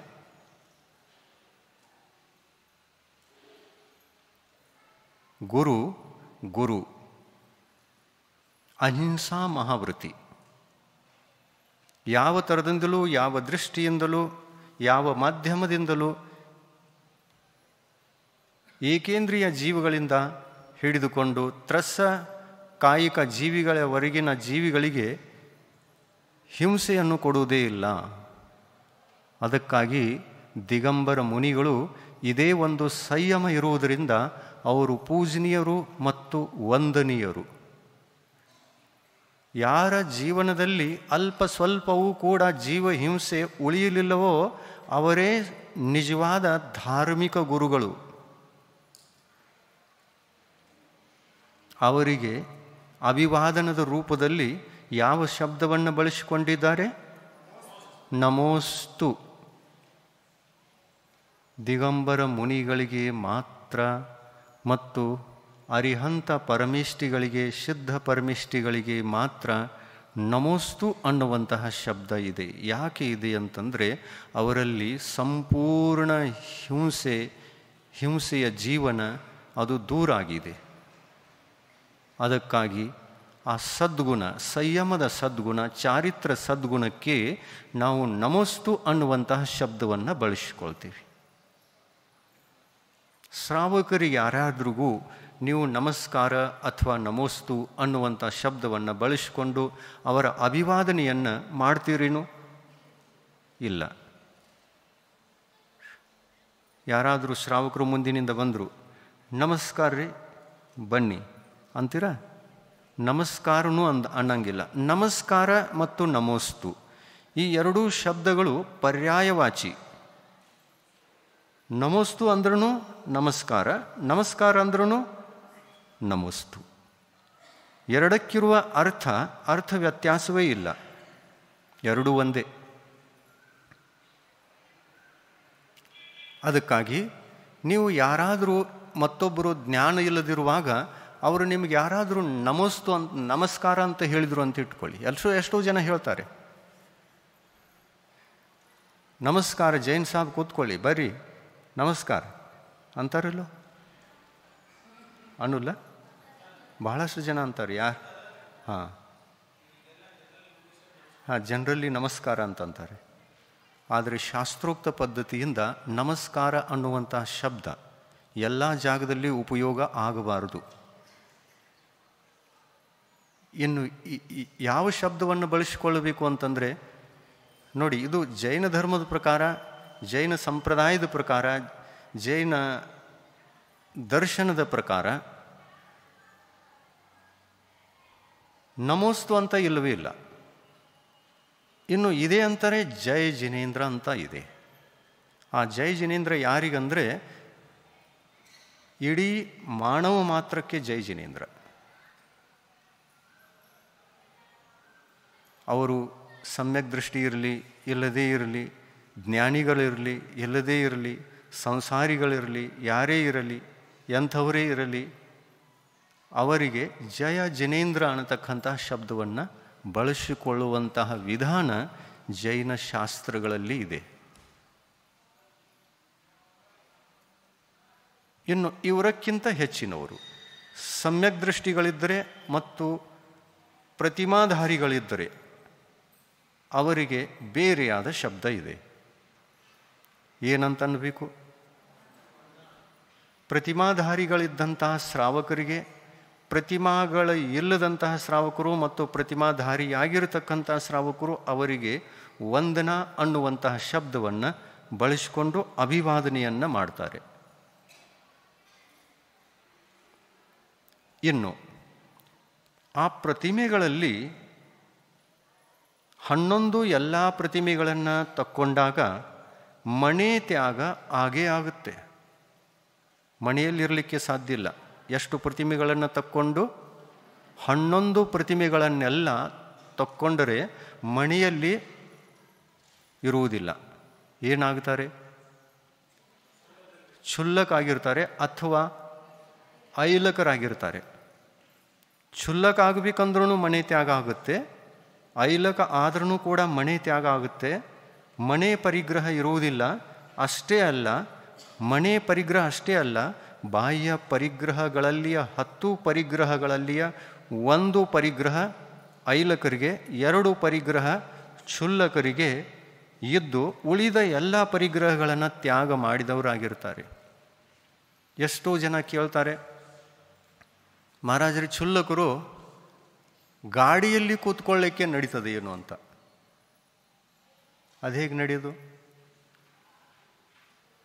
ಗಾಡಿ ಅನ್ನುವಂತಹ ಪರಿಗ್ರಹ ಇದು ಅವರ ಬಳಿಯಲ್ಲಿರತಕ್ಕಂತಹ ವಸ್ತ್ರ ಪರಿಗ್ರಹದಲ್ಲೂ ಬರುವುದಿಲ್ಲ ಮತ್ತು ಪಾತ್ರೆ ಪರಿಗ್ರಹದಲ್ಲೂ ಕೂಡ ಬರೋಲ್ಲ. ಕ್ಷುಲ್ಲಕರ ಬಳಿಯಲ್ಲಿ ಎಷ್ಟು ಪರಿಗ್ರಹ ಇರ್ತದೆ? ಎರಡು. ಒಂದು ಆಹಾರ ತಕ್ಕೊಳ್ಳಿಕ್ಕೆ ಪಾತ್ರೆ, ಒಂದು ವಸ್ತ್ರ. 2 ಪರಿಗ್ರಹ ಇದೆ. 10ರಲ್ಲಿಯ 2 ಇದೆ. ಎಷ್ಟಿಲ್ಲ? 8 ಇಲ್ಲ.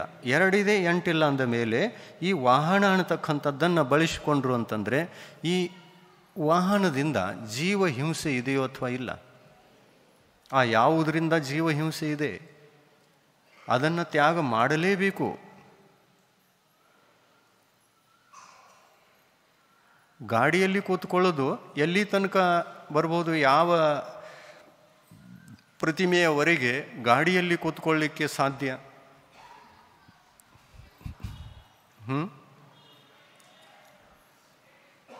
10ನೇ ಪ್ರತಿಮೆಯವರೆಗೆ ಗಾಡಿಯಲ್ಲಿ ಕೂತ್ಕೊಳ್ಬಹುದು. 11ನೇ ಪ್ರತಿಮೆ ಬಂತು ಅಂತಂದರೆ ಗಾಡಿಯಲ್ಲಿ ಕೂತ್ಕೊಳ್ಳಿಕ್ಕೆ ನಡಿಲ್ಲ. ಯಾಕೆಂದರೆ ಮನೆ ಪರಿಗ್ರಹ ತ್ಯಾಗ ಇಲ್ಲ 10ನೇ ಪ್ರತಿಮೆಯಲ್ಲಿ. ಮನೆಯಲ್ಲಿಯೇ ಇದ್ದಿರ್ತಾನೆ ಶ್ರಾವಕ. 10ನೇ ಪ್ರತಿಮೆಯನ್ನು ತಕ್ಕೊಂಡ್ರೂ ಕೂಡ ಮನೆಯಲ್ಲಿದ್ದಿರ್ತಾನೆ. 10ನೇ ಪ್ರತಿಮೆಯವರೆಗೆ ಗಾಡಿಯಲ್ಲಿ ಕೂತ್ಕೊಳ್ಬಹುದು. 11ನೇ ಪ್ರತಿಮೆ ಬಂತು ಅಂತಂದರೆ ಗಾಡಿ ತ್ಯಾಗ ಆಗೇ ಆಗುತ್ತೆ. ಇನ್ನು ಕ್ಷುಲ್ಲಕರ ಬಳಿಯಲ್ಲಿ ಜೀವಿಗಳನ್ನು ರಕ್ಷಣೆ ಮಾಡಿಕೊಳ್ಳುವುದಕ್ಕಾಗಿ, ಜೀವಿಗಳನ್ನು ರಕ್ಷಿಸುವುದಕ್ಕಾಗಿ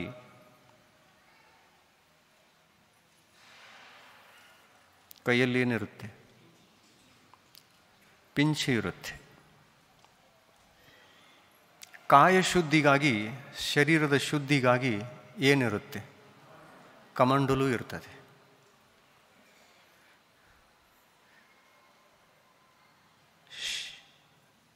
ಪಿಂಚಿ ಮತ್ತು ಕಮಂಡಲು ಇವುಗಳಿಗೆ ಪರಿಗ್ರಹ ಅನ್ನಬೇಕೋ ಅಥವಾ ಏನನ್ನಬೇಕೋ?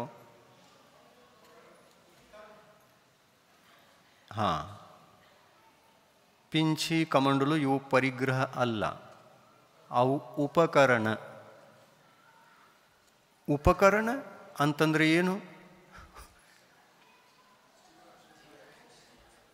ಯಾವುದು ತನ್ನ ಅಹಿಂಸಾ ಅಣುವೃತ್ತವನ್ನು ರಕ್ಷಿಸಿಕೊಳ್ಳಲಿಕ್ಕೆ ಸಹಾಯಕವೋ, ಧರ್ಮದ ರಕ್ಷಣೆಗೆ ಸಹಾಯಕವೋ ಸಂಯಮವು ಧರ್ಮ. ಆ ಧರ್ಮದ ರಕ್ಷಣೆಗೆ ಯಾವುದು ಸಹಾಯಕವಾಗುತ್ತದೋ ಆ ಧರ್ಮ ರಕ್ಷಣೆಗೆ ಕಾರಣವಾಗುವುದರಿಂದ ಅದು ಉಪಕರಣ. ಮತ್ತು ಯಾವುದು ಸಂಯಮ ಧರ್ಮಕ್ಕೆ ಬಾಧಕವೋ, ಜೀವಿಗಳ ಹಿಂಸೆಗೆ ಕಾರಣವೋ, ವ್ರತಗಳಲ್ಲಿ ದೋಷವನ್ನುಂಟು ಮಾಡುವುದಕ್ಕೆ ಕಾರಣವೋ ಅದನ್ನು ಪರಿಗ್ರಹ ಅಂತ ಹೇಳಿದರು. ಗಾಡಿ ಪರಿಗ್ರಹವೋ ಅಥವಾ ಉಪಕರಣ? ಪರಿಗ್ರಹ. ಪಿಂಚ, ಕಮಂಡಲು ಮತ್ತು ಶಾಸ್ತ್ರ ಇವು ಪರಿಗ್ರಹವೋ ಅಥವಾ ಉಪಕರಣ? ಉಪಕರಣ.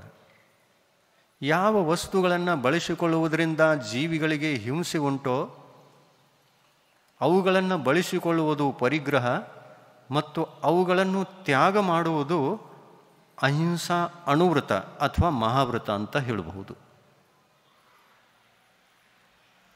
ಕ್ಷುಲ್ಲಕರಿಗೆ, ಐಲಕರಿಗೆ ಈ ಒಂದೇ ಒಂದು ವಸ್ತ್ರ ಪರಿಗ್ರಹ ಇರುವುದರಿಂದ ನೋಡಿ, ಮುನಿಗಳಿಂದ ಅವರನ್ನು ಹೋಲಿಸಿ ನೋಡಿದಾಗ ಕ್ಷುಲ್ಲಕರು ಮತ್ತು ಐಲಕರು ಒಂದೇ ಒಂದು ವಸ್ತ್ರ ಪರಿಗ್ರಹ, ಪಾತ್ರ ಪರಿಗ್ರಹ ಇರುವ ಕಾರಣ ಅವರಿಗೆ ನಮೋಸ್ತು ಅಂತ ಹೇಳಲಿಲ್ಲ. ಏನಂತ ಹೇಳಿದರು? ಇಚ್ಛಾಮಿ.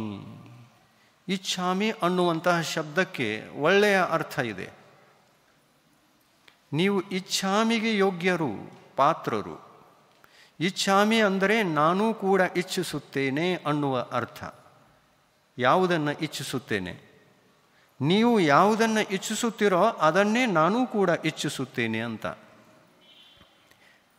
ಕ್ಷುಲ್ಲಕ ಮಹಾರಾಜರಿಗೆ ನೀವು ಕೇಳಿ, ನಿಮಗೆ ಏನು ಅಪೇಕ್ಷೆ ಇದೆ, ನೀವು ಯಾವುದನ್ನು ಇಚ್ಛಿಸುತ್ತೀರಾ? ಅವರಂತಾರೆ, ನಾವು ದಿಗಂಬರ ಮುನಿಗಳಾಗಲಿಕ್ಕೆ ಇಚ್ಛಿಸ್ತೇವೆ, ನಾವು ಮಹಾವ್ರತಿಗಳಾಗಲಿಕ್ಕೆ, ಸಂಯಮಿಗಳಾಗಲಿಕ್ಕೆ ಇಚ್ಛಿಸ್ತೇವೆ. ನೀವು ಯಾವುದನ್ನು ಇಚ್ಛಿಸುತ್ತೀರಲ್ಲ ಅದೇ ನನಗೂ ಕೂಡ ಇಚ್ಛೆ. ಅದಕ್ಕಾಗಿ ನೀವು ಇಚ್ಛಾಕಾರಕ್ಕೆ ಯೋಗ್ಯರೇ ವಿನಃ ನಮೋಸ್ತು ಮಾಡಲಿಕ್ಕೆ ಯೋಗ್ಯರಲ್ಲ. ಯಾಕೆ ಅಲ್ಲ? ಇನ್ನೂ ನಿಮ್ಮ ಜೀವನದಲ್ಲಿ ಜೀವಹಿಂಸೆ ಉಳಿದಿದೆ. ಯಾವ ವಸ್ತುವಿನ ಕಾರಣ? ಯಾವ ಪರಿಗ್ರಹದ ಕಾರಣ? ವಸ್ತ್ರ ಅನ್ನುವಂತಹ ಪರಿಗ್ರಹದ ಕಾರಣದಿಂದ ಜೀವಹಿಂಸೆ ಇದೆ.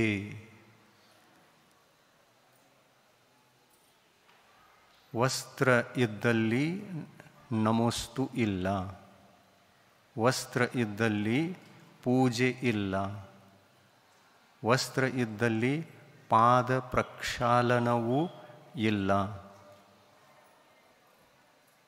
ವಸ್ತ್ರ ಇದ್ದಲ್ಲಿ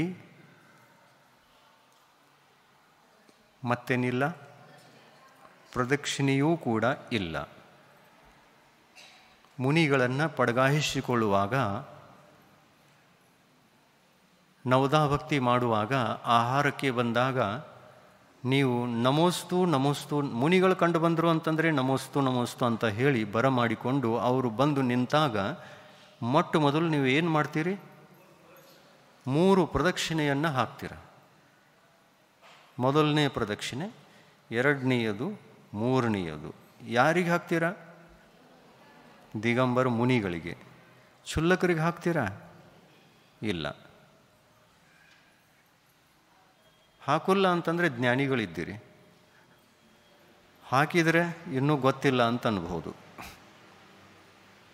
ಐಲಕರಿಗೆ 3 ಪ್ರದಕ್ಷಿಣೆ ಇಲ್ಲ, ಕ್ಷುಲ್ಲಕರಿಗೂ ಕೂಡ 3 ಪ್ರದಕ್ಷಿಣೆಗಳಿಲ್ಲ, ಆರಿಕೆಯರಿಗೂ ಕೂಡ 3 ಪ್ರದಕ್ಷಿಣೆಗಳಿಲ್ಲ. ಬರಮಾಡಿಕೊಳ್ಳೋದೇನೋ ಇದೆ, ವಂದಾಮಿ ಮಾತಾಜಿ ವಂದಾಮಿ ಮಾತಾಜಿ ಅಂತ ಹೇಳಿಬಿಟ್ಟು ಬರ ಮಾಡಿಕೊಳ್ತಕ್ಕಂಥ, ಪಡಗಾಯಿಸಿಕೊಳ್ತಕ್ಕಂಥ ಮೊದಲನೆಯ ಭಕ್ತಿ ಇದೆ.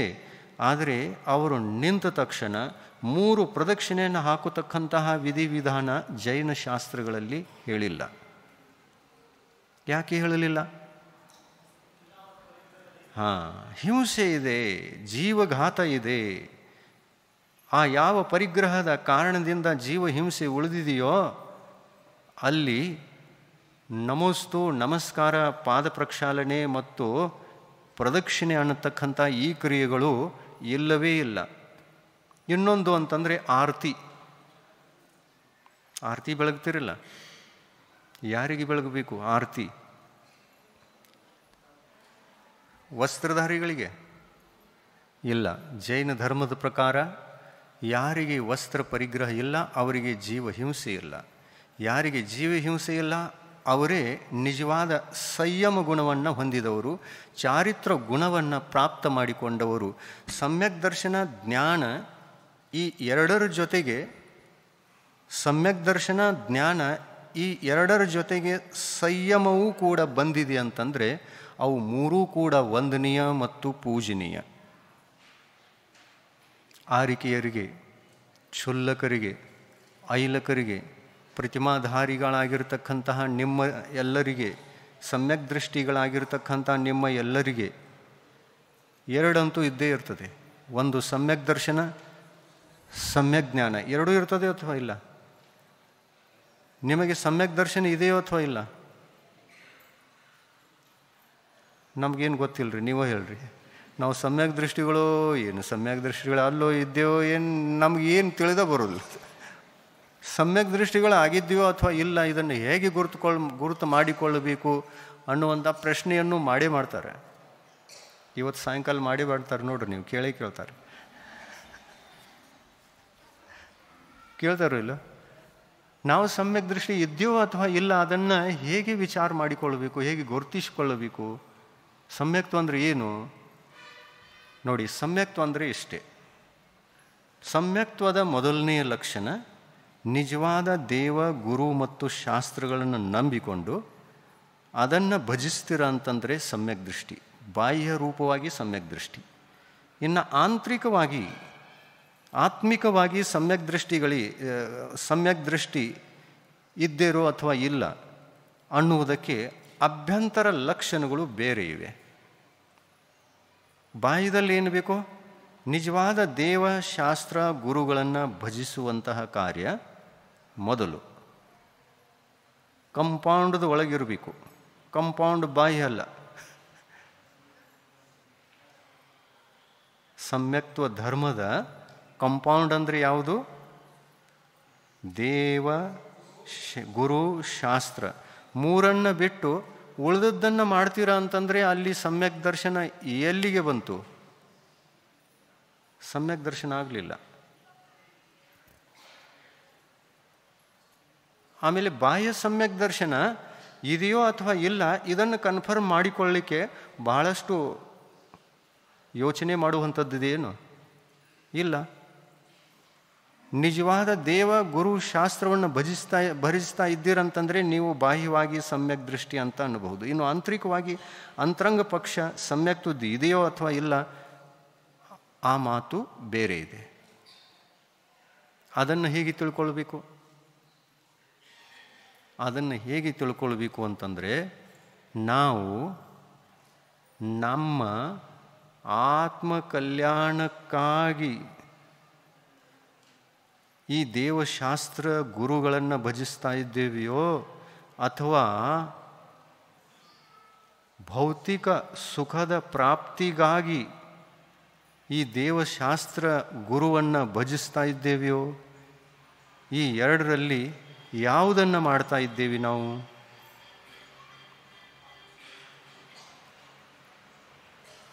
ಆತ್ಮ ಕಲ್ಯಾಣಕ್ಕಾಗಿ ಭಜಿಸ್ತಾ ಇದ್ದೇವೆ ಅಂತಂದರೆ ಅಂತರಂಗದಿಂದಲೂ ಸಮ್ಯಕ್ ದೃಷ್ಟಿ.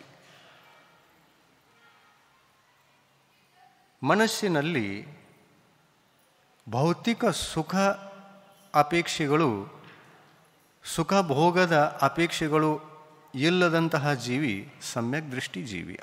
ಆತ್ಮಿಕವಾಗಿ, ಆಂತರಿಕವಾಗಿ.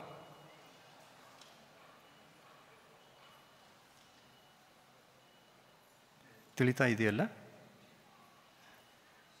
ಒಳ್ಳೆಯ ವಿಷಯ. ನಾವು ಶ್ರಾವಕರಾಗಿ ಶ್ರಾವಕಾವಸ್ಥೆಯಲ್ಲಿದ್ದುಕೊಂಡು ನಮಗೆ ಲಾಭವಾಗುವಷ್ಟು ಧರ್ಮ ಯಾವುದು ಅಂತಂದರೆ ಒಂದು ಸಮ್ಯಕ್ ದರ್ಶನ, ಇನ್ನೊಂದು ಸಮ್ಯಕ್ ಜ್ಞಾನ. ಇನ್ನು ಮುನಿಗಳಂತಹ ಸಂಯಮ ಧರ್ಮ ನಿಮ್ಮ ಬದುಕಿಗೆ ಬರಲಿಕ್ಕೆ ಸಾಧ್ಯವೇ ಇಲ್ಲ. ಒಂದು ಸಮ್ಯಕ್ ದರ್ಶನ ಬರಬಹುದು, ಒಂದು ಸಮ್ಯಕ್ ಜ್ಞಾನ ಬರಬಹುದು. ಸಂಯಮ ಬರಬೇಕು ಅಂತಂದರೆ ಎಲ್ಲ ಪರಿಗ್ರಹಗಳನ್ನು ಬಿಟ್ಟಾಗಲೇ ಬರುವುದು, ಎಲ್ಲ ಜೀವ ಹಿಂಸೆಯನ್ನು ತಡೆಗಟ್ಟಿದಾಗಲೇ ಬರುವುದು. ಅದಕ್ಕಾಗಿ ಶ್ರಾವಕಾವಸ್ಥೆಯಲ್ಲಿ ಎಷ್ಟು ಸಾಧ್ಯವೋ ಅಷ್ಟು ಧರ್ಮವನ್ನು ಮಾಡಿದರೂ ಕೂಡ ಆತ್ಮ ಕಲ್ಯಾಣ, ಧರ್ಮ, ಸದ್ಗತಿ, ಸಲ್ಲೇಖನ ಎಲ್ಲವೂ ಇದೆ. ಸಲ್ಲೇಖನೂ ಇದೆ. ಸಮ್ಯಕ್ ದರ್ಶನ ಬೇಕು, ಸಮ್ಯಕ್ ಜ್ಞಾನ ಬೇಕು, ಆಮೇಲೆ ಪ್ರತಿಮಾ ಬೇಕು. ಈ ಮೂರೂ ಇದ್ದವರಿಗೆ ಸಲ್ಲೇಖನ ಇದೆ. ಈ ಮೂರರಲ್ಲಿ ಪ್ರತಿಮಾ ಇಲ್ಲ, ಸಮ್ಯಕ್ ದರ್ಶನ ಇದೆ, ಸಮ್ಯಕ್ ಜ್ಞಾನ ಇದೆ, ಎರಡು ಗುಣಗಳಿವೆ ಅಂತಂದರೆ ಅಲ್ಲಿ ಸಲ್ಲೇಖನ ಮರಣ ಇಲ್ಲ. ದೇವಗತಿಯಲ್ಲಿ ದೇವತೆಗಳಿರ್ತಾರೆ, ಸಮ್ಯಕ್ ದೃಷ್ಟಿನೂ ಇರ್ತಾರೆ, ಸಮ್ಯಕ್ತ್ವ ಇಲ್ಲದಂತಹ ದೇವತೆಗಳು ಕೂಡ ಇದ್ದಿರ್ತಾರೆ. ಸಮ್ಯಕ್ ದೃಷ್ಟಿ ದೇವತೆಗಳು ಮರಣ ಹೊಂದುವಾಗ ಅವರ ಮರಣಕ್ಕೆ ಸಲ್ಲೇಖನ ಮರಣ ಅನ್ನಬೇಕೇನೋ? ಅನ್ನಬಹುದೇನೋ? ಇಲ್ಲ. ನರಕದಲ್ಲಿ ಇರುವಂತಹ ನಾರ್ಕಿ ಸಮ್ಯಕ್ ದೃಷ್ಟಿ ನಾರ್ಕಿ ಜೀವಿಗಳು ಮರಣ ಹೊಂದಿ ಇಲ್ಲಿ ಬರುವಾಗ ಅವುಗಳಿಗೆ ಸಮ್ಯಕ್ತು ಸಹಿತ ಮರಣ ಆಗಿದೆ ಅಂತಂದರೆ ಅದಕ್ಕೆ ಸಲ್ಲೇಖನ ಮರಣ ಅಂತ ಅನ್ನಬಹುದೇನು? ಅನ್ನಲಿಕ್ಕೆ ಬರೋಲ್ಲ. ಇನ್ನು ಸಲ್ಲೇಖನ ಮರಣ ಅನ್ನಲಿಕ್ಕೆ ಬರ್ತದ್ದೇ ಅಂತ ಅನ್ನೋದಾದರೆ ಪ್ರತಿಮಾಧಾರಿಗಳಾಗಿದ್ದಾಗ ಬರ್ತದೆ, ಇಲ್ಲ ಅಂತಂದರೆ ಸಂಯಮ ಧಾರಣ ಮಾಡಿ ಮುನಿಗಳಾದಾಗ ಬರ್ತದೆ. ಮುನಿಗಳಿಗೆ ಸಲ್ಲೇಖನ ಮರಣ ಮಾಡಿಕೊಳ್ಳುವುದು ಕಂಪಲ್ಸರಿ ಇದೆ. ಪ್ರತಿಮಾಧಾರಿಗಳಿಗೂ ಕೂಡ ಸಲ್ಲೇಖನ ಮರಣವನ್ನು ಸಾಧಿಸಿಕೊಳ್ಳುವುದು ಕಂಪಲ್ಸರಿ ಇದೆ. 12 ಅನುವೃತಗಳಲ್ಲಿ ಒಂದು ಅನುವೃತ ಸಲ್ಲೇಖನ ಮರಣವೂ ಕೂಡ ಇದೆ. ಶಿಕ್ಷಾವೃತಗಳಲ್ಲಿ ನೋಡಿ, 5 ಅನುವೃತಗಳು, 3 ಗುಣವೃತಗಳು ಮತ್ತು 4 ಶಿಕ್ಷಾವೃತಗಳು. ಇವೆಲ್ಲ 4 ಶಿಕ್ಷಾವೃತ. ಅದರಲ್ಲಿ ಕೊನೆಯ ಶಿಕ್ಷಾವೃತ ಯಾವುದಿದೆ ನೋಡಿ, ಸಲ್ಲೇಖನ. ಈ ಸಲ್ಲೇಖನ ಅನುವೃತ ಇದ್ದಂತಹ ಪ್ರತಿಮಾಧಾರಿ ಶ್ರಾವಕರಿಗೆ ಯಾವ ಪ್ರತಿಮೆ ಇರ್ತದೆ? 2ನೆಯ ಪ್ರತಿಮೆ. 1ನೆಯ ಪ್ರತಿಮೆ ಅಂತಂದರೆ ಸಮ್ಯಕ್ ದರ್ಶನ, 2ನೆಯ ಪ್ರತಿಮೆ ಅಂತಂದರೆ 12 ಅನುವೃತಗಳು, 5 ಅನುವೃತಗಳು, 3 ಗುಣವೃತಗಳು ಮತ್ತು 4 ಶಿಕ್ಷಾವೃತಗಳು. ಈ ಥರ 12. ನಾವು ಒಂದು ಪ್ರಶ್ನೆಯನ್ನು ನಿಮಗೆ ಕೇಳ್ತೀವಿ, ಹೇಳ್ತೀರಾ? ಉತ್ತರ ಹೇಳಿ. ನಿಮಗೆ ಕೊನೆಯ ಸಮಯದಲ್ಲಿ ಮರಣ ಆಗುವಾಗ ಸಲ್ಲೇಖನ ಮರಣ ಆಗಬೇಕಂತ ಇಚ್ಛೆ ಇದೆಯೋ ಅಥವಾ ಹೇಗಾದರೂ ಸಾಯೋಣ ಅಂತ ಇಚ್ಛೆ ಇದೆಯೋ? ಆಮೇಲೆ ಸಲ್ಲೇಖನ ಮರಣ ಆಗಬೇಕು, ಶ್ರಾವಕ ಅವಸ್ಥೆಯಲ್ಲಿ ಇದ್ದುಕೊಂಡು ಒಳ್ಳೆಯ ಮರಣ ಆಗಬೇಕು, ಸದ್ಗತಿ ಆಗಬೇಕು, ಸದ್ಗತಿಗೇನೆ ನಾವು ಹೋಗಬೇಕು ಅಂತಂದಾಗ ಆ ಸಲ್ಲೇಖನ ವ್ರತವೂ ಕೂಡ ಮೊದಲೇ ಸ್ವೀಕಾರ ಮಾಡಬೇಕು, ಮಾಡಬಾರ್ದು. ಯಾವ ರೂಪದಲ್ಲಿ? 4 ಶಿಕ್ಷಾವೃತಗಳ ರೂಪದಲ್ಲಿ ನಾನು ಸಲ್ಲೇಖನ ಮರಣವನ್ನು ಅಪೇಕ್ಷಿಸುತ್ತೇನೆ ಅನ್ನುವಂಥ ಸಂಕಲ್ಪ ಬೇಕೇ ಬೇಕು, ಈಗಲೇ ಬೇಕು, ಸಾಯೋಕ್ಕಿಂತ ಮೊದಲೇ ಬೇಕು. ಮರಣ ಬಂದಾಗಲ್ಲ. ಮರಣ ಬಂದಾಗ ಎಲ್ಲ ಮಾಡೋಣ ನೋಡೋಣ ಅಂತ ಅಂತೀರ. ಕೆಲವೊಬ್ರು ಹಾಗೆ ಅನ್ನೋದು, ಚಿಕ್ಕ ವಯಸ್ಸಿನಲ್ಲಿ ವ್ರತಗಳಂತಂದರೆ ಬೇಡ, ಈಗ ಬೇಡ, ಇದೇನು ಧರ್ಮ ಮಾಡುವಂಥ ವಯಸ್ಸೇನು, ಈ ಥರ ಅನ್ನೋದು. ಈ ವಯಸ್ಸು ಧರ್ಮ ಮಾಡೋದಲ್ಲ. ಧರ್ಮ ಯಾವಾಗ ಮಾಡಬೇಕಂತಂದರೆ 55-60 ತುಂಬಿದಾಗ, ಮುದುಕರಾದಾಗ, ಶರೀರಕ್ಕೆ ಏಳೋದು ಕೊಳ್ಳೋದು ಬಂದಾಯ್ತಂತಂದರೆ ಆವಾಗ ಸಲ್ಲೇಖನ ವ್ರತ ಜಪ ತಪ ಎಲ್ಲ ಮಾಡಿಕೊಂಡು ಸದ್ಗತಿಗೆ ಹೋಗೋದು. ಅಲ್ಲ, ವ್ರತಗಳನ್ನು ಪಾಲಿಸಲಿಕ್ಕೆ ಶಕ್ತಿ, ಸಾಮರ್ಥ್ಯ, ಬುದ್ಧಿಶಕ್ತಿ, ಕಿವಿ, ಕಣ್ಣು, ನೋಡುವಂತಹ ಶಕ್ತಿ, ಕೇಳುವಂತಹ ಶಕ್ತಿ ಇರಬೇಕು, ಇರಬಾರ್ದು? ಇರಬೇಕಲ್ಲ. ಇವೆಲ್ಲ ಕಣ್ಣು ಮಂದಾದಾಗ, ಕಿವಿ ಕೇಳದಿರುವಾಗ ಮುನಿ ಆಗೋದು, ಆಮೇಲೆ ಪ್ರತಿಮಾಧಾರಿಗಳಾಗೋದು, ಆಮೇಲೆ ಸಲ್ಲೇಖನ ಮಾಡುವಂಥ ಇಚ್ಛೆ ಇಟ್ಟುಕೊಳ್ಳೋದು, ಇದು ಸರಿಯೋ ಅಥವಾ ತಪ್ಪೋ? ಏನು ಅನ್ನಿಸಿಕೆ ನಿಮ್ಮದು? ಸರಿನೋ ತಪ್ಪೋ? ತಪ್ಪಂತೀರಲ್ಲ, ಆಮೇಲೆ ಇನ್ನೊಂದು ತಪ್ಪು ಮಾಡಬೇಡಿ. ತಪ್ಪಿನ ಮೇಲೆ ತಪ್ಪಿಸ್ತರಾಗಿ ಹೋಗಬೇಡಿ.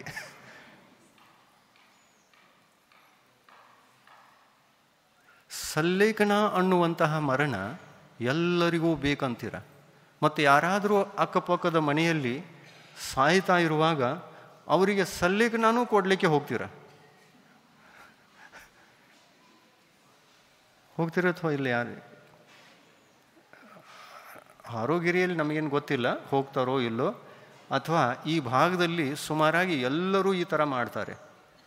ಯಾರಾದರೂ ಮರಣ ಹೊಂದ್ತಾ ಇದ್ದರೆ ಅವರಿಗೆ ಸಲ್ಲೇಖನ ಮರಣ ಮಾಡಿಸ್ಲಿಕ್ಕೆ ಇವರೇ ಹೋಗ್ತಾರೆ.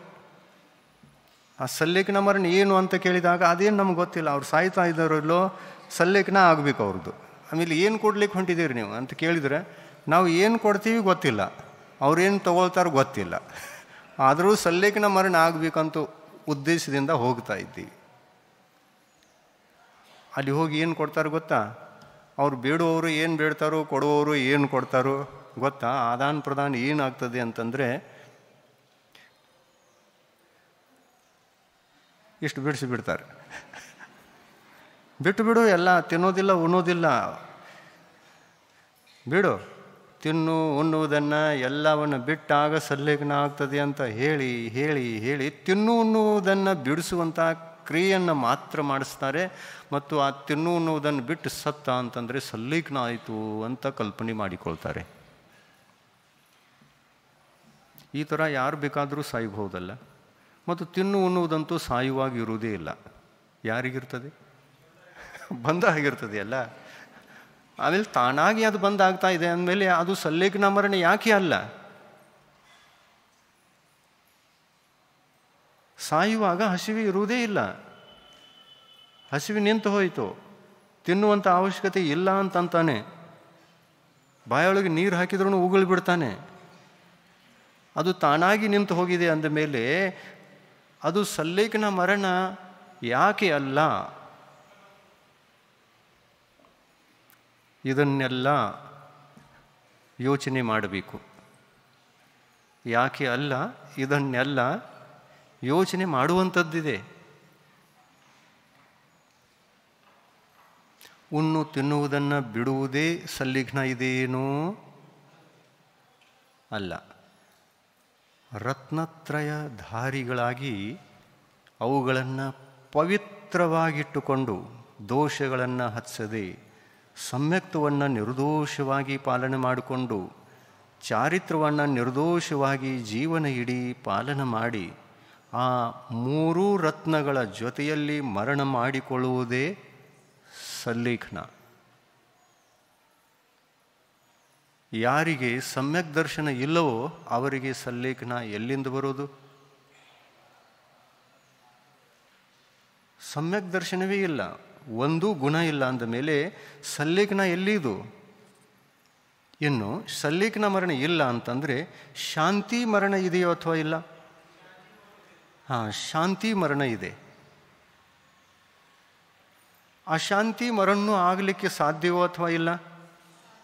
ಅಶಾಂತಿ ಮರಣವೂ ಕೂಡ ಆಗಬಹುದು, ಶಾಂತಿ ಮರಣವೂ ಆಗಬಹುದು. ಆದರೆ ಈ ಶಾಂತಿ ಮರಣ ಅಶಾಂತಿ ಮರಣ ಅಷ್ಟೊಂದು ಮುಖ್ಯ ಅಲ್ಲ.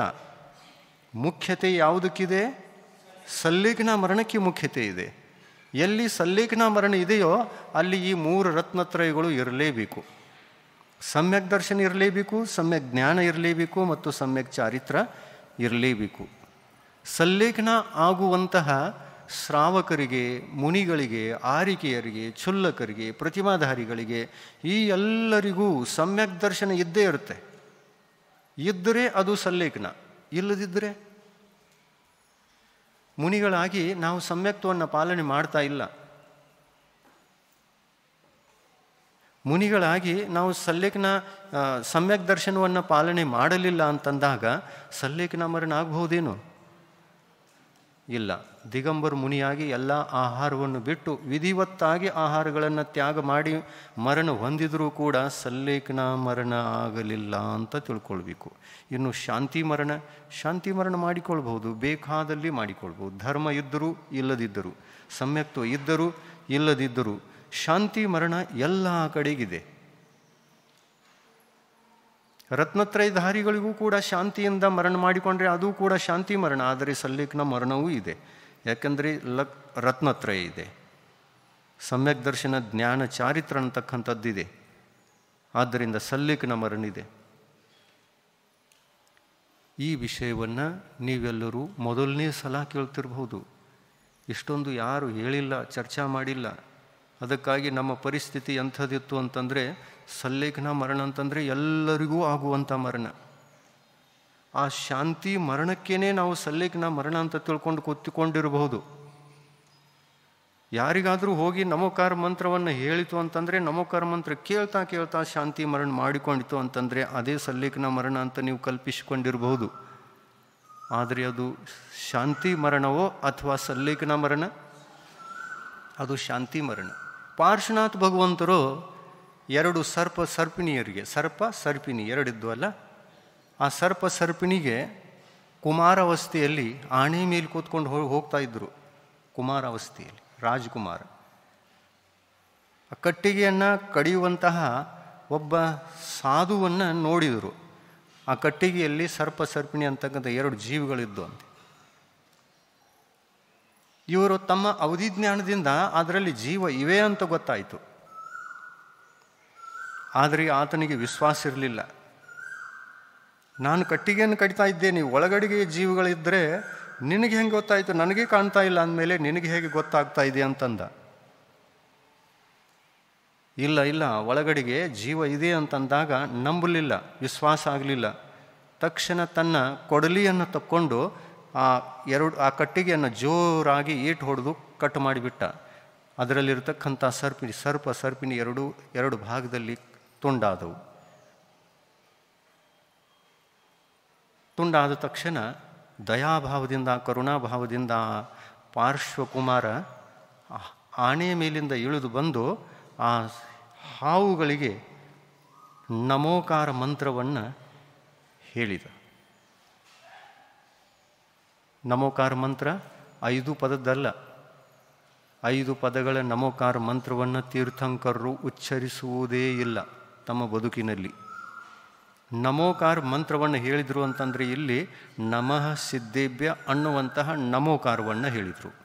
ನಮೋಕಾರ ಮಂತ್ರ 5 ಪದವುಳ್ಳದ್ದು. ಆದರೆ ಅದರಲ್ಲಿಯ ಒಂದು ಪದವೂ ಕೂಡ ನಮೋಕಾರ ಮಂತ್ರ, 2ನೇ ಪದವೂ ಕೂಡ ನಮೋಕಾರ ಮಂತ್ರ. ನಮೋ ಅನ್ನುವಂತಹ ಶಬ್ದ ಯಾವ ಮಂತ್ರದಲ್ಲಿದೆಯೋ ಅದೇ ನಮೋಕಾರ ಮಂತ್ರ. ಯಾವ ಮಂತ್ರವನ್ನು ಹೇಳಿದರು? ನಮಃ ಸಿದ್ಧೇಭ್ಯ ಎಷ್ಟು ಹೇಳಿದರು. ನಮಃ ಸಿದ್ಧೇಭ್ಯ ಅಂದ ತಕ್ಷಣ ಆ 2 ಸರ್ಪಿಣಿಗಳಿಗೆ ಶಾಂತಿ ಮರಣ ಲಭಿಸಿತು. ತೀರ್ಥಂಕರರ ಮುಖದಿಂದ ನಮೋಕಾರ ಮಂತ್ರವನ್ನು ಕೇಳಿ ಪ್ರಾಣ ಬಿಡೋದು ಅಂತಂದರೆ ಇಂಥ ಸೌಭಾಗ್ಯ ಯಾರಿಗಿರುತ್ತೆ? ಮನುಷ್ಯರಿಗೂ ಸಿಕ್ಕೋಲ್ಲ. ಆ ಸೌಭಾಗ್ಯ ಆ 2 ಸರ್ಪಿಣಿ ಅನ್ನತಕ್ಕಂತಹ ಜೀವಿಗಳಿಗೆ ಸಿಕ್ಕಿತು. ಶಾಂತಿ ಮರಣ ಆಯಿತು. ಆದರೆ ಸಮ್ಯಕ್ತ್ವ ಇರಲಿಲ್ಲ. ಸಾಕ್ಷಾತ್ ತೀರ್ಥಂಕರರು ನಮೋಕಾರ ಮಂತ್ರವನ್ನು ಯಾರಿಗೆ ಹೇಳ್ತಾ ಇದ್ದಾರಲ್ಲ ಆ ಜೀವಿಗಳಿಗೆ ಗುಣಸ್ಥಾನ ಯಾವುದಿತ್ತು? 1ನೇ ಗುಣಸ್ಥಾನ. ಸಮ್ಯಕ್ ದರ್ಶನ ಅನ್ನತಕ್ಕಂತಹ ಧರ್ಮ ಇತ್ತೇನು? ಸಮ್ಯಕ್ತ್ವ ಧರ್ಮ ಇರಬಹುದು, ಸರ್ಪಗಳಿಗೂ ಕೂಡ ಸಮ್ಯಕ್ ದರ್ಶನ ಪ್ರಾಪ್ತವಾಗಬಹುದು. ಆದರೆ ಇರಲಿಲ್ಲ. ಆ ಸರ್ಪಿಣಿಯರಿಗೆ ಸಮ್ಯಕ್ ದರ್ಶನ ಇರಲಿಲ್ಲ. 1ನೇ ಗುಣಸ್ಥಾನದಲ್ಲಿ ಇದ್ದುಕೊಂಡು ಶಾಂತಿ ಮರಣವನ್ನು ಮಾಡಿಕೊಂಡು ದೇವಗತಿಯಲ್ಲಿ ಹೋಗಿ ಜನ್ಮ ತಾಳ್ತವೆ. ಆದರೆ ದೇವಗತಿಯ ಯಾವ ಪರ್ಯಾಯದಲ್ಲಿ? ಭವನತ್ರಿಕದಲ್ಲಿ ಅಲ್ಲ, ಜ್ಯೋತಿಷ್ವಾಸಿ ದೇವತೆಗಳಲ್ಲ, ಆಗಲಿಲ್ಲ. ಒಂದು ಜೀವ ಅದರಲ್ಲಿಂದ ಭವನವಾಸಿ ಆಯಿತು, ಇನ್ನೊಂದು ವ್ಯಂತರವಾಸಿ ದೇವಾಗಿ ಹುಟ್ಟಿತು. ಜ್ಯೋತಿಷ್ವಾಸಿ ಹೇಗೆ ಆಗುತ್ತೆ? ಭವನತ್ರಿಕದಲ್ಲಿ. ಭವನತ್ರಿಕ ಪರ್ಯಾಯದಲ್ಲಿ ಜನ್ಮ ಆಯಿತು ಅಂತಂದರೆ ಅದರಲ್ಲಿ ಒಂದು ವ್ಯಂತರ ದೇವ ಆಯಿತು, ಇನ್ನೊಂದು ಭವನವಾಸಿ ದೇವಾಗಿ ಹುಟ್ಟಿತು. ದೇವಗತಿ ಏನೂ ಸಿಕ್ಕಿತು. ಆದರೆ ದೇವಗತಿಯಲ್ಲಿ ಸರ್ವಶ್ರೇಷ್ಠವಾದ ಪದ ಸಿಗಲಿಲ್ಲ. ಸ್ವರ್ಗದ ದೇವತೆಗಳಾಗಿ ಹುಟ್ಟಿದ್ರು ಅಂತಂದರೆ ಮಾತು ಬೇರೆ. ತೀರ್ಥಂಕರರಿಂದ ಕೇಳುವಂಥ ಸೌಭಾಗ್ಯ, ತೀರ್ಥಂಕರರಿಂದ ಮರಣ ಮಾಡಿಕೊಳ್ತಕ್ಕಂತಹ ಸೌಭಾಗ್ಯ ಸರ್ಪಿಣಿಗೆ ಇರುವಾಗ ವೈಮಾನಿಕ ದೇವತೆಯಾಗಿ ಹುಟ್ಟಬಹುದಾಗಿತ್ತಲ್ಲ. ಸಮ್ಯಕ್ತ್ವ ಇರಲಿಲ್ಲ. ಸಮ್ಯಕ್ತ್ವ ಇಲ್ಲದೇ ಇರುವ ಕಾರಣ ಸಂಕ್ಲೇಶ ಪರಿಣಾಮದಿಂದ ಸಾಯುವಂತಹ ಸಂದರ್ಭವೂ ಇಲ್ಲ. ಆದರೆ ಮಂದ ಕಷಾಯದಿಂದ ಮರಣ ಹೊಂದಿ ಶಾಂತಿ ಮರಣವನ್ನು ಮಾಡಿಕೊಂಡು ಆ ಭವನವಾಸಿ ವ್ಯಂತರ ಅನ್ನುವಂಥ ಪರ್ಯಾಯದಲ್ಲಿ ಜನ್ಮ ತಾಳ್ತವೆ. ಇನ್ನು ಅಲ್ಲಿ ಹೋಗಿ ಆ ದೇವ ಪರ್ಯಾಯದಲ್ಲಿ ಹೋಗಿ ಸಮ್ಯಕ್ ದೃಷ್ಟಿ ಆಗಬಹುದು, ಸಮ್ಯಕ್ತ್ವ ಪಡೀಬಹುದು. ಪಡೆದ್ರೂ ಪಡಿಬಹುದು, ಪಡೆದಿದ್ರೂ ಪಡೆಯಲಿಕ್ಕಿಲ್ಲ. ತೀರ್ಥಂಕರರ ಮುಖಾರವಿಂದ ನಮೋಕಾರ ಮಂತ್ರ ಕೇಳಿದವರಿಗೆ ಸಮ್ಯಕ್ ದರ್ಶನ ಪ್ರಾಪ್ತ ಆಗಬೇಕು, ಆಗಬಾರ್ದು? ಸಮ್ಯಕ್ ದರ್ಶನ ಪ್ರಾಪ್ತ ಆಗಿತ್ತು ಅಂತಂದರೆ ನಿಯಮದಿಂದ ವೈಮಾನಿಕ ದೇವತೆಗಳಾಗಿ ಹುಟ್ಟುತ್ತಿದ್ದು ಅವು 2 ಜೀವಿಗಳು. ಸಮ್ಯಕ್ ದರ್ಶನ ಇದ್ದವರೆಲ್ಲ ಮನುಷ್ಯರೇ ಆಗಲಿ ತಿರ್ಯಂಚ ಪ್ರಾಣಿಗಳೇ ಆಗಲಿ ಸಮ್ಯಕ್ ದರ್ಶನ ಇತ್ತು ಅಂತಂದರೆ ಸ್ವರ್ಗದ ದೇವತೆಗಳಾಗಿಯೇ ಹುಟ್ಟುತ್ತಾರೆ ಅಂತಕ್ಕಂತಹ ನಿಯಮ ಇದೆ, ನಿಸರ್ಗ ನಿಯಮ ಇದೆ. ಮತ್ತು ಮಿಥ್ಯಾದೃಷ್ಟಿ ಆಗಿ ಸಾಯುವಾಗ ಯಾವ ಗತಿಯಲ್ಲಿ ಹುಟ್ಟುತ್ತಾರೆ? ಭೌಣತ್ರಿಕದಲ್ಲೂ ಹುಟ್ಟಬಹುದು ಮತ್ತು ವೈಮಾನಿಕ ದೇವತೆಗಳಾಗಿಯೂ ಕೂಡ ಹುಟ್ಟಬಹುದು. ಎರಡೂ ಇದೆ. ಸ್ವರ್ಗದಲ್ಲೂ ಹೋಗ್ಬೋದು. ಇನ್ನು ಸ್ವರ್ಗಗಳಲ್ಲಿ ಹೆಚ್ಚಿಂದ ಹೆಚ್ಚು ಎಲ್ಲಿ ತನಕ ಹೋಗ್ಬೋದು ಅಂತಂದರೆ 9ನೇ ಗ್ರೇವೇಕದವರೆಗೆ ಹೋಗ್ಬೋದು. ಶ್ರಾವಕ ಅವಸ್ಥೆಯಲ್ಲಿ, ಗೃಹಸ್ಥ ಅವಸ್ಥೆಯಲ್ಲಿ ನಾವು ಸಮ್ಯಕ್ತ್ವ ಸಹಿತ ಮರಣ ಮಾಡಿಕೊಳ್ತೇವೆ ಅಂತಂದರೆ ಹೆಚ್ಚಿಂದ ಹೆಚ್ಚು 16ನೇ ಸ್ವರ್ಗದವರೆಗೆ ಹೋಗಿ ಹುಟ್ಟಬಹುದು. ಇದಕ್ಕಿಂತ ಜಾಸ್ತಿ ಇಲ್ಲ. ಶ್ರಾವಕರಿಗೆ 16ನೇ ಸ್ವರ್ಗ ಮಾತ್ರ. ಈ ಪಂಚಮ ಕಾಲದಲ್ಲಿ 16ನೇ ಸ್ವರ್ಗಕ್ಕೆ ಹೋಗಿ ಹುಟ್ಟುವಂಥ ಯೋಗ್ಯತೆ ಮನುಷ್ಯರಲ್ಲಿ ಇದೆಯೋ ಅಥವಾ ಇಲ್ಲ? ಇದೆ. 16ನೇ ಸ್ವರ್ಗದವರೆಗೆ ಹೋಗಿ ಹುಟ್ಟಬಹುದು. ಆದರೆ ನಮ್ಮ ಸಂವಹನ ಯಾವುದಾಗಿರಬೇಕು? ಕನಿಷ್ಠ ಪಕ್ಷ 4ನೇ ಸಂವಹನ ಬೇಕು. 1ನೇ ಸಂವಹನ, 2ನೇ ಸಂವಹನ, 3ನೇ ಸಂವಹನ ಈ ಪಂಚಮ ಕಾಲದಲ್ಲಿ ಸಿಗುವುದೇ ಇಲ್ಲ, ಯಾರಿಗೂ ಸಿಕ್ಕೋಲ್ಲ. ಇನ್ನು ಸಿಗೋದು ಅಂತಂದರೆ ಸ್ತ್ರೀ ಮತ್ತು ಪುರುಷ ಎರಡೂ ಪರ್ಯಾಯಗಳಲ್ಲಿ 3 ಸಂವಹನಗಳು ಸಿಗ್ತವೆ. 4ನೇದೊಂದು, 5ನೇದೊಂದು, 6ನೇದೊಂದು. 4ನೇ ಸಂವಹನ ಇತ್ತು ಅಂತಂದರೆ ಸಮ್ಯಕ್ ದೃಷ್ಟಿಯಾಗಿ ನಾವು ಮರಣ ಮಾಡಿಕೊಳ್ತೇವೆ ಅಂತಂದ್ರೂ ವ್ರತ ಇಲ್ಲ, ಸಲ್ಲೇಖನ ಇಲ್ಲ, ಪ್ರತಿಮಾಧಾರಿ ಏನೂ ಇಲ್ಲ. ಕೇವಲ ಸಮ್ಯಕ್ತವನ್ನು ನಿರ್ದೋಷವಾಗಿ ಕೊಂಡಿರ್ತೇವೆ ಅಂತಂದ್ರೂ ಕೂಡ ಸಲ್ಲೇಖನ ಮರಣ ಆಗದಿದ್ದರೂ ಕೂಡ 16ನೇ ಸ್ವರ್ಗದಲ್ಲಿ ಹೋಗಿ ಹುಟ್ಟಬಹುದು ಅನ್ನುವುದನ್ನು ತೀರ್ಥಂಕರರು ಹೇಳ್ತಾರೆ. ಇನ್ನು ಪ್ರತಿಮಾಧಾರಿ ಆದರೂ ಕೂಡ 16ನೇ ಸ್ವರ್ಗಕ್ಕೆ ಹೋಗ್ಬೋದು. ಪ್ರತಿಮಾಧಾರಿ ಆದರೂ ಕೂಡ 16 ಸ್ವರ್ಗ, ಮುನಿ ಆದರೂ ಕೂಡ 16ನೇ ಸ್ವರ್ಗ, ಅವಿರತ ಸಮ್ಯಕ್ ದೃಷ್ಟಿ ಗೃಹಸ್ಥರಾಗಿದ್ದರೂ ಕೂಡ 16ನೇ ಸ್ವರ್ಗದವರೆಗೆ ಹೋಗ್ಬೋದು ಅಂತ ಹೇಳ್ತಾ ಇದ್ದೇವೆ. ಹೋಗ್ತಾರಂತಲ್ಲ. 1ನೇ ಸ್ವರ್ಗದಿಂದ 16ನೇ ಸ್ವರ್ಗದವರೆಗಿನ ಯಾವ ಸ್ವರ್ಗದಲ್ಲೂ ಹೋಗಿ ಜನ್ಮ ತಾಳಬಹುದು. ಮುನಿಗಳಾಗಿದ್ದರೂ ಕೂಡ ಇವತ್ತು 4ನೇ ಸಂವಹನ ಮಾತ್ರ ಸಿಗ್ತದೆ. 4ನೇ ಸಂವಹನದವುದು ಹೆಚ್ಚಿಂದ ಹೆಚ್ಚು 16ನೇ ಸ್ವರ್ಗದವರೆಗೆ ಹೋಗಿ ಜನ್ಮ ತಾಳ್ತಾರೆ. ನೋಡಿ, ಜೈನ ಧರ್ಮದೊಳಗೆ ಇಷ್ಟೊಂದೆಲ್ಲ ತಿಳಿದುಕೊಳ್ಳುವಂಥದ್ದಿದೆ. ಇದನ್ನು ಮೊದಲನೇ ಸಲ ಕೇಳ್ತಾ ಇದ್ದೀವಲ್ಲ. ಎಷ್ಟೊಂದು ತಿಳಿದುಕೊಳ್ತಕ್ಕಂತಹ ವಿಷಯ ಇದೆ, ನಮಗೇನು ಗೊತ್ತಿಲ್ಲಲ್ಲ.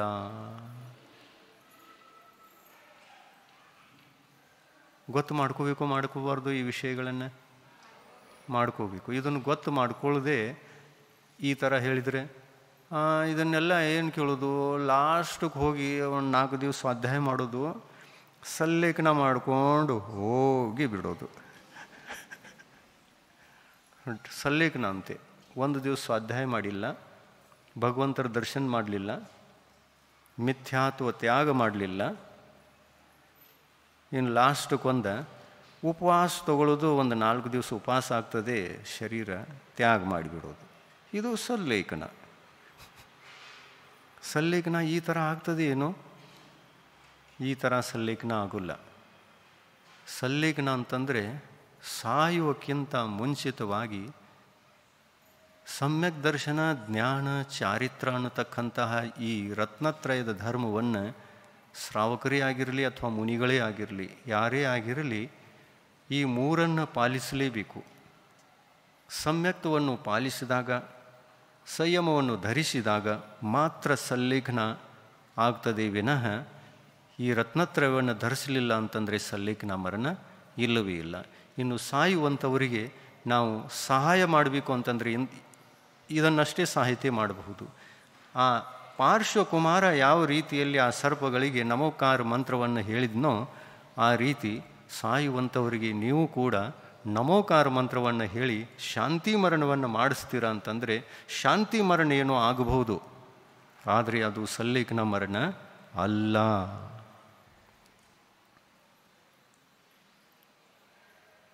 ನಮ್ಮ ಪ್ರಶ್ನೆ ಇತ್ತು, ನಿಮಗೆ ಯಾವ ಮರಣ ಬೇಕೋ, ಈಗ ನಗ್ತಾರೆ ನೋಡ್ರಿ, ಯಾವುದು ಮರಣ. ನಾವು ಸಾಯುವಾಗ ನಮಗೆ ಯಾವ ಮರಣ ಆಗಬೇಕೋ, ಸಲ್ಲೇಖನ ಮರಣ ಆಗಬೇಕು. ಸಲ್ಲೇಖನ ಮರಣ ಆಗಬೇಕು ಅಂತಂದರೆ ಮೊಟ್ಟ ಮೊದಲು ನಾವು ಏನೇನು ಗ್ರಹಣ ಮಾಡಬೇಕು, ಏನೇನು ಪಾಲನೆ ಮಾಡಬೇಕು, ಕನಿಷ್ಠ ಪಕ್ಷ ಸಮ್ಯಕ್ ದರ್ಶನ ಸುರಕ್ಷಿತ ಇಟ್ಟುಕೊಳ್ಬೇಕು. ಸಾಧ್ಯವಿದ್ದರೆ ಪ್ರತಿಮಾಧಾರಿಗಳಾಗಬೇಕು. ಸಮ್ಯಕ್ ದೃಷ್ಟಿ ಆಗ್ತೀವಿ ಅಂತಂದರೆ ಸಲ್ಲೇಖನ ಮರಣ ಇಲ್ಲ, ಮತ್ತು ಮಿಥ್ಯಾದೃಷ್ಟಿ ಇದ್ರೂ ಸಲ್ಲೇಖನ ಮರಣ ಇಲ್ಲ. ಸಮ್ಯಕ್ತ್ವದ ಜೊತೆಯಲ್ಲೂ ಕೂಡ ಶಾಂತಿ ಮರಣ ಇದೆ, ಮಿಥ್ಯಾತ್ವದ ಜೊತೆಯಲ್ಲಿ ಸತ್ರೂ ಕೂಡ ಶಾಂತಿ ಮರಣ ಇದೆ. ಇನ್ನು ಸಲ್ಲೇಖನ ಮರಣದ ಸಂಬಂಧ ಸಂಯಮದ ಜೊತೆಯಲ್ಲಿದೆ ವಿನಃ ಸಂಯಮ ಇಲ್ಲದೇ ಇರುವಂತಹ ಅವಸ್ಥೆಯಲ್ಲಿ ಸಲ್ಲೇಖನ ಮರಣದ ಚರ್ಚೆಯನ್ನು ಕೂಡ ಮಾಡಲಿಕ್ಕೆ ಸಾಧ್ಯವಿಲ್ಲ. ಇಷ್ಟು ಗೊತ್ತಾಯ್ತಾ? ಇವತ್ತಿನ ಈ ಒಂದು ಪ್ರವಚನದಿಂದ ನಿಮಗೆ ಆಗಿರುವಂತಹ ಜ್ಞಾನ ಇದು ಸನ್ಮಾರ್ಗಕ್ಕೆ ಹೋಗಲಿಕ್ಕೆ ಕಾರಣ ಆಗಲಿ, ಮತ್ತು ನೀವು ಆ ಥರದ ಒಂದು ಪುರುಷಾರ್ಥವನ್ನು ಮಾಡಿ ನಿಜವಾದ ಸಲ್ಲೇಖನ ಮರಣವನ್ನು ಮಾಡಿಕೊಳ್ತಕ್ಕಂಥ ಸದ್ಭಾವನೆಯನ್ನು ಬೆಳೆಸಿಕೊಳ್ಳಿ ಅಂತ ಹೇಳಿ ಇವತ್ತಿನ ಪ್ರವಚನವನ್ನು ಮುಗಿಸೋಣ. 5 ನಿಮಿಷಗಳಾಗಿವೆ. ಇನ್ನು ಜಿನ್ವಾಣಿ. प्रभु देव तुम्हारे पवित्र मुख से निसृत जो शीतलवाणी, जग जन मन के मल को धोती, अतः कहाती जिनवाणी। जयवंतो माँ जग में तब तक जब तक सूरज चांद रहे, शीश नवाते कर्म हरू माँ, अब तक हम विषयांद रहे, अब हम ना विषयांद रहे। जिनवाणी माता की जय।